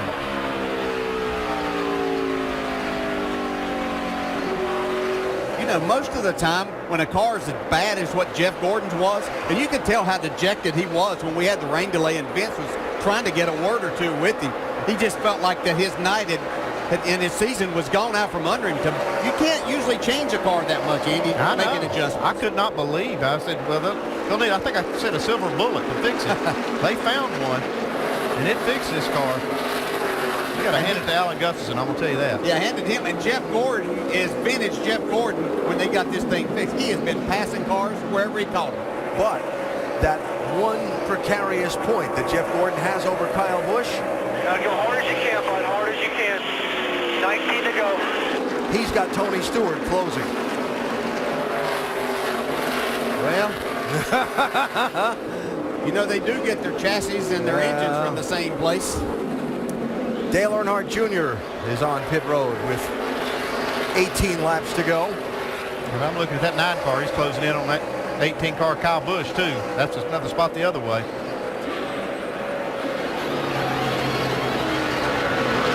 The way they pitted before that green came out, or as the green came out, basically, he had 4 more laps fuel than Clint Boyer did, but they weren't on the same strategy. So Junior will need fuel to get to the end. 4 tires, no changes. See Gordon on the right side there getting another spot from Matt Kenseth. Yep. I say Tony's coming, but he did make up a spot on Kenseth. More importantly, he made up a spot on Kyle Busch. Kyle didn't move forward, Jeff Gordon did.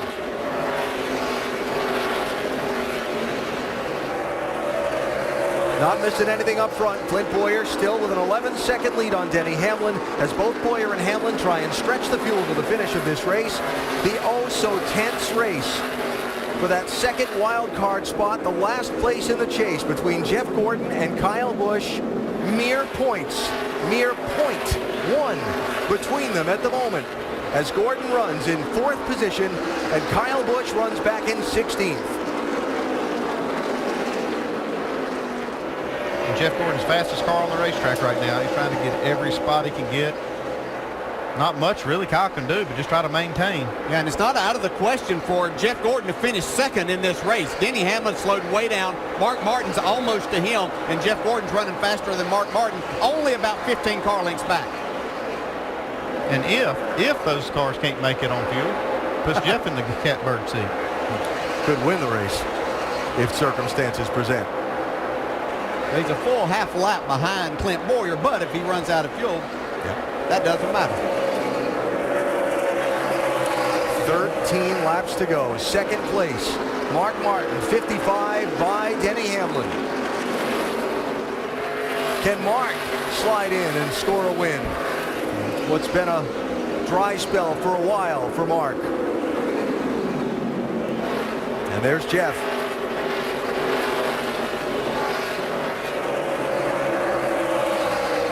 Gordon's going to get beside Hamlin down into turn 1 and take that 3rd spot away. Now 2 points. 2 points between Gordon and Kyle Busch for the second wild card. Casey Kane is running in 13th spot. Tony Stewart is running in 5th. Stewart in position to lock up the 10th and final position where those bonus points for wins would count.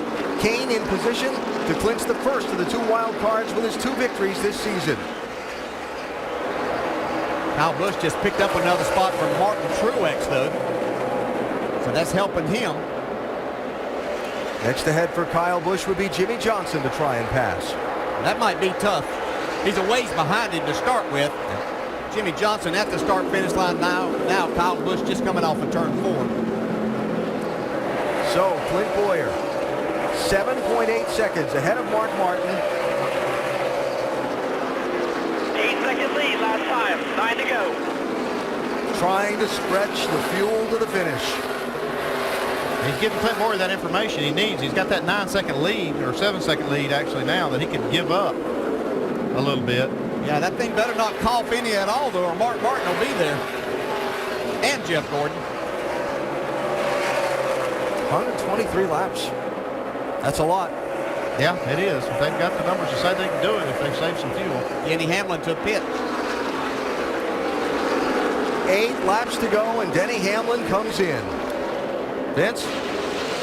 They had him back down on the RPMs. They tried to save enough fuel to make it to the end, but it just did not work for Denny Hamlin tonight as he was seeking to win his 3rd straight Sprint Cup Series race.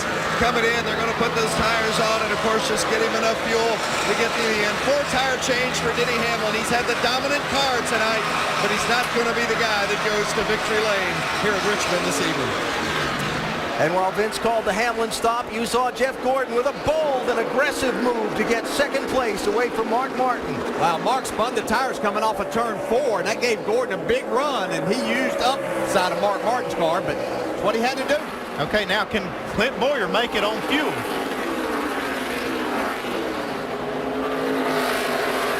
And if he runs out, the second win for Gordon will clinch that place in the chase. If he runs out. There's Boyer. Gordon 5.6 seconds behind him. Kyle Busch 14th. 5-second lead. You're doing good. It's perfect. Perfect.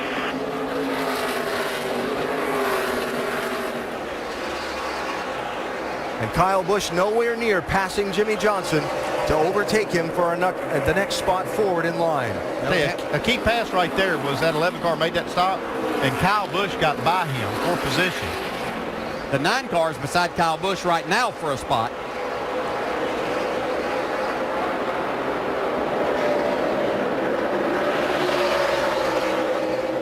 He's going to get tight. 3 wide down into the corner. Oh, look out.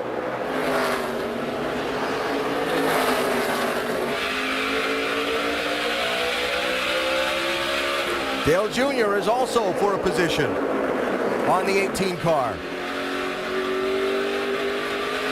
Greg Biffle was not. Biffle is on the lead lap. Only 3 to go.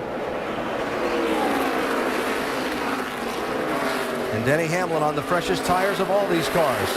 Right through the middle, 3 wide for Hamlin.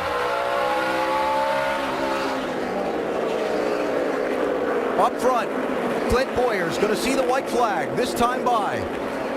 Does he have enough fuel to make the finish? Jeff Gordon is close to 2.7 seconds. If the 15 hiccups, can Gordon get by for the win? 3/4 of a mile to go for Clint Boyer. Gordon running second. Kyle Busch running in 15th. 2-second lead, bud. 2-second lead.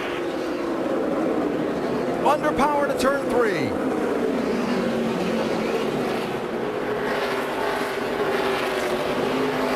He's going to have enough fuel to make it. Checkered flag and the win to Clint Boyer. Jeff Gordon finishes second and races his way into the chase for the NASCAR Sprint Cup. Wow.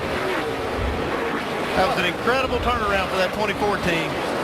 And I can't believe Clint Boyer was able to run that hard, lead that much of the race, and save the fuel the way that he did to get his second win of the year. Great effort. We made it by 1 point. We're in the chase. What a night at Richmond. What a remarkable turn of events in the late night hours of a Saturday night and early Sunday morning. We knew this race was going to have drama. We knew it was going to have so much at stake. But boy, I couldn't imagine it turning out like it did tonight.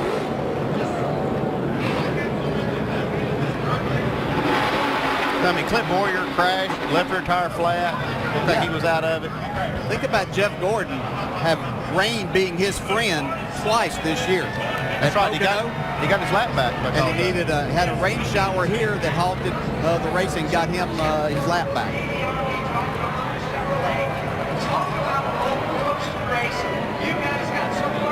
Well, it's got to be bitter, bitter, bitter for Kyle Busch. Have a few words for Kyle before he gets out.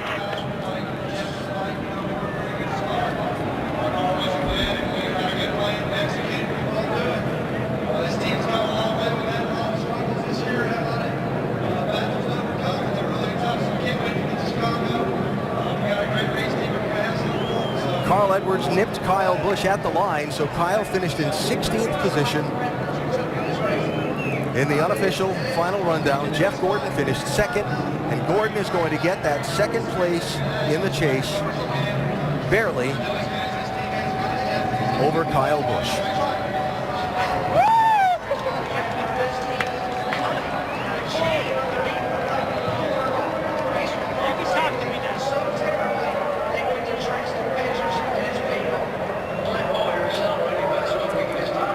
Well, Vince, when you talk with Jeff Gordon during the rain delay, he was not a happy camper. I'll bet it's a little bit different mood right now.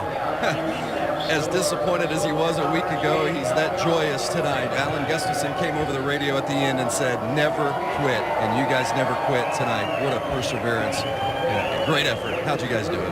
Thank you. As disappointed as I was about an hour and a half ago, or however long ago you spoke to me, I was deflated. I felt like this weekend has gone amazing, and I knew we had a good race car, and to go backwards like that was really frustrating. But man, that was an awesome effort. I tell you what, I'm so fired up to get this chase started. I don't care, where we're going to start points. We're in it. I got to thank Chase Credit Card Services and all they're doing for our Drive to End Hunger. It's just such an awesome program. Chevrolet, DuPont, Pepsi, Quaker State. Man, that was so much fun there at the end to be able to drive up through there. They did it. I mean, Alan is such a great crew chief, and he never gave up. He kept me fired up. This whole team, we never, got out of it as bad as it looked. And we made this car good enough to go up there and run up front and almost win the thing. That was amazing. Jeff Gordon is in the chase. Shannon? Well, Vince, that means Kyle Busch 1 point out of the chase. You guys knew that this was going to come down to the very, very last lap. Your thoughts on the night, Kyle? We missed. That's it. Plain and simple. I saw Joe Gibbs lean in and say something to you. What did he say? Handle it the right way. There's no right way to handle the situation. Thanks, Kyle. Well, Casey Kane drove his 5-car into the chase. Casey, congratulations. What's the mindset now with you and this team? Not the momentum you wanted, but a lot of smiles about being in the chase. No, I think the big thing is we made the chase. We came from a long ways back, thanks to HendrickCars.com, Rockwell Tools, Quaker State, Farmers Insurance. All the guys have been a huge supporter of ours this year in Chevrolet. And so, I mean, that feels really good. Tonight we had a car that was capable of running second to Denny probably, and first if we could get it a little better there. And just we took a chance to stay out. It backfired on us, but it actually helped Jeff make the chase. So it's great for Hendrick Motorsports. Our engine ran awesome, and all the HMS cars are in the chase, and they rebounded from a ways back tonight. So it was a big night for them, and I'm just happy we're all in. Well done by Casey King. Vince? With Brad Keselowski, who is in the chase, congratulations. What kind of momentum do you feel like you guys are taking into these next 10 weeks? A lot. If we repeat the last 10 weeks, we'd be in great shape in the chase. But got our work cut out for us. Got the great teams, but the Miller Lite Dodge and everyone at Penske Racing has done a great job as well. So, man, I'm just excited to get going next week in Chicago and proud of where we're at this season. Thanks, Brad. Hey, Clint Boyer's in victory lane, but his car's not. Congratulations, you finally ran out of gas. Man, I tell you, last couple times we've walked in, Sonoma ran it out of gas doing a burnout too. Just, thank you to these fans. It's late at night. They stuck it out with us, went through the weather just with all of us. Unbelievable. Thank you, Juan Pablo, for wrecking me and then winning me the race. Thank you. Unbelievable for 5-Hour Energy, all of our partners, Sprint, for putting us on to win, this last race before this chase cut off. We had a bad race last weekend, had a lot of adversity we had to bounce through. Just kind of bummed out as a team as a whole coming into this race. It's a good way to get things bounced back headed into this chase. You can't ask for a better race team. MWR, my teammates, everybody that's a part of this is just, it's unbelievable. Clint rolls into the chase with 2 wins. Shannon? Tony Stewart seated 3rd once this chase gets underway next week. Last year you set the standard for chase performances. How does this run tonight set you guys up for the next 10 weeks? I'm really proud of our team. I think we probably gained the most from yesterday today. So, we just came up short, but we're real proud of the effort from the guys. They did an awesome job tonight. Thanks, Tony. Thanks. Doc? Jimmy Johnson, typically when the lights come on with the chase, you guys are geared up to go win a championship. How confident are you that championship number 6 starts next week in Chicago? I feel good about it. I mean, these last 3 weeks, we haven't had the best performances. We've been running well, but had some different issues take place. Tonight, I missed pit rows, kind of a late thing, and we got off sequence, and luckily rallied back to a decent finish. But The tracks in the chase are really good for this 48 team. I've won a lot of races at the 10 tracks, really probably 8 of the tracks in the chase. We're looking forward to it. Tonight's been a long night. I'm glad we got this in. I'm really happy. It looks like all 4 of my Hendrick teammates, or 3 of my Hendrick teammates are in the chase. So very happy about that, and look forward to slow Chevrolet being awfully fast in the chase. 5-time, hoping to be 6-time this year. Alan? All right, Doc, thanks. So the final 2 places in the chase tonight came down to a crazy turn of events, and there are the 2 drivers who will claim the wild cards. Casey Kane, who had a pretty good shot starting the night with his 2 wins on this year, and Jeff Gordon, who winds up getting in by 3 points. 3 positions on the racetrack anywhere during the season over Kyle Busch. Yeah, what a great gutsy run out of that 2014 tonight. They showed a lot of poise, a lot of character. I think they're going to be a challenger for this championship. Yeah, I think Jimmy Johnson might not be so happy he's in there before this is all over with, but just a great night and some great efforts. Mark Martin up there with a chance to win this thing. Jeff Burton, a great night. And Ryan Newman looked like he was going to try to race his way in by winning, and just made a great effort at it. What a fantastic race. Man who dominated the night tonight, leading over half the race, did not get the finish he was hoping for tonight, but will start the chase as the top seed. Denny Hamlin is with Vince. Yeah, and I'm not sure he's seeing that picture right now. A little frustrated with not being able to go to victory lane tonight. But the momentum that you guys carry in with such a strong run this evening, and the 2 wins you had previously, 4 wins total, kind of a attitude do you have as you look ahead to the next 10? I'm going to try to be very positive this interview, but man, that's a tough one now when you have a car that's that fast and that dominant. And you know, we once we made our bed to try to make it, you know, then we had to save, back off, and then once 24 got around us, I mean, we were just another car between him and the 18. So you know, we feel bad for our teammate. I know those guys worked really hard to try to make it, and you know, it's just it's a tough day all around for JGR because you know, they had obviously dominant car today, but you know, this is something we can take into the chase because right now we're just our cars are lightning fast and we just got a good thing going. Denny Hamlin. Alan. So Denny with the top seed based on his 4 wins this year, and as they square off the points and then add those bonus points for number of wins, here's how they'll start the chase for the NASCAR Sprint Cup a week from tomorrow, actually a week from today, at Chicagoland Speedway. Yeah, got to hand it to Denny Hamlin there on his interview. It was a tough night for him. Had the fastest car, like you said, but he does have a lot of good things to look forward to. Yeah, and I can't look in there and say that any of these 12 drivers can't win this championship. This is going to be fun for 10 weeks. Greg Biffle will start the chase as the number 5 seed, Dave. Yeah, Alan, he won the regular season, but you know he's behind on a couple of wins. What did you learn tonight that'll make you stronger in the chase, Greg? Well, I'll tell you what, we actually ran really good here tonight. You know, we haven't been that great in the past, and to finish 9th, and we really stayed out way too long on that one run, trying to catch a caution.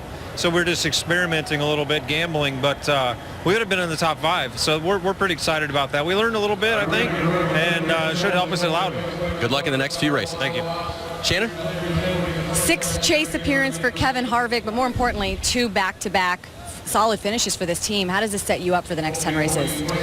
Well, you know, it's been a good, really 3 weeks. Bristol, we just don't get the gas mileage that we need to get, and that showed up again here tonight. But all in all, our Budweiser Chevrolet was solid tonight. We didn't probably have a winning car. We probably had a 4th place car, but we kind of stayed out there for the rain, and then I knew that we had to have tires. I came down pit road, and those guys did a pit stop, not even knowing I was coming. So all in all, it was a solid night for us, like you said. The last 3 weeks have been really good, and we'll see what happens. See you in Chicago. Thanks. Doc? 2 weeks in a row, Martin Truex Jr. woulda, shoulda, coulda. You had a car that could have been in victory lane, but now you're in the chase. What do you know about this team that'll tell you that you guys will be a factor in this championship? Well, we got the speed, that's for sure. You know, our strong suit is going fast. Where we got to work on is pit strategy. But, you know, we weren't the only ones that screwed that up tonight. So just in the wrong place at the wrong time there. And our radar on the pit box wasn't working when we got that little shower, and we weren't sure if it was going to rain or not. So we stayed out, and we paid for it. But, you know, that's the way it goes. We can hang our hat on the fact that our Napa Toyota has been really fast lately, and guys have done a good job making them fast. We just got to take advantage of it more often. They're due for a win. Maybe it'll come in the chase. Vince? Dale Earnhardt Jr. 14th tonight. All 4 Hendrick cars make the chase. How good does it feel to be back in the chase? It feels great. We felt like we could do it all year long to make the chase, and we're pretty happy. We had a good run tonight. Steve, we're going to give Steve a lot of heck for gambling like he did at the end, but because I think we all wanted to pit, the whole team, but he wanted to win the race outright, and that was our only shot. So I've had an awesome year. I want to thank everybody at Hendrick for all the hard work in the off season that got us to such a speed we've had this year. We're a much better program overall, a much better company this year, and all the guys at the shop really deserve all the credit. These cars are a lot of fun to drive, and I'm just proud to be part of the team. Well done. Thank you. Dave? Vince, a top 5 run for Matt Kenseth. The chase is a week away. How strong do you feel the 17 team is, Matt? I think the team's in good shape. We've been having great days on pit road. Pretty good adjustments. Made something out of. I don't want to say nothing, but we didn't have a great car. And Jimmy and them guys did a great job on pit road strategy and adjustments and got us to top 5. So we've had a couple decent weeks. Can't wait to go to Chicago and race them there. We definitely know we need to win some races to have a shot at this thing. So hopefully we can have a shot next week. Matt will be making his 8th chase appearance. Alan? All right, David, thank you. So there you go, the 12 drivers that will compete in the chase for the NASCAR Sprint Cup at those 10 racetracks in the upcoming 10 weeks. Hope you'll join us at the track. We saw some great racing over these summer months, and we'll see some great racing in the chase, and love to have you with us. NASCAR.com/tickets or the number at the bottom of the screen. Final thought on what you saw tonight here in Richmond. Sure, overwhelming, but man, just some great things happening. You have to feel for Kyle Busch and that race team. Just unfortunate. Everybody can't be in it, but we saw some great things happen. Looking forward to this chase. We knew it was going to be a big night for somebody, and it really turned out to be a huge night for Jeff Gordon and his team. What a good performance. So it's on to Chicagoland next weekend. The NASCAR Nationwide Series, Saturday at 3 Eastern on ESPN. And the Geico 400 to start the chase, 1 Eastern next Sunday on ESPN. Clint Boyer wins tonight at Richmond. Jeff Gordon races his way into the chase along with Casey Kane. Thanks for hanging in there with us through all the rain.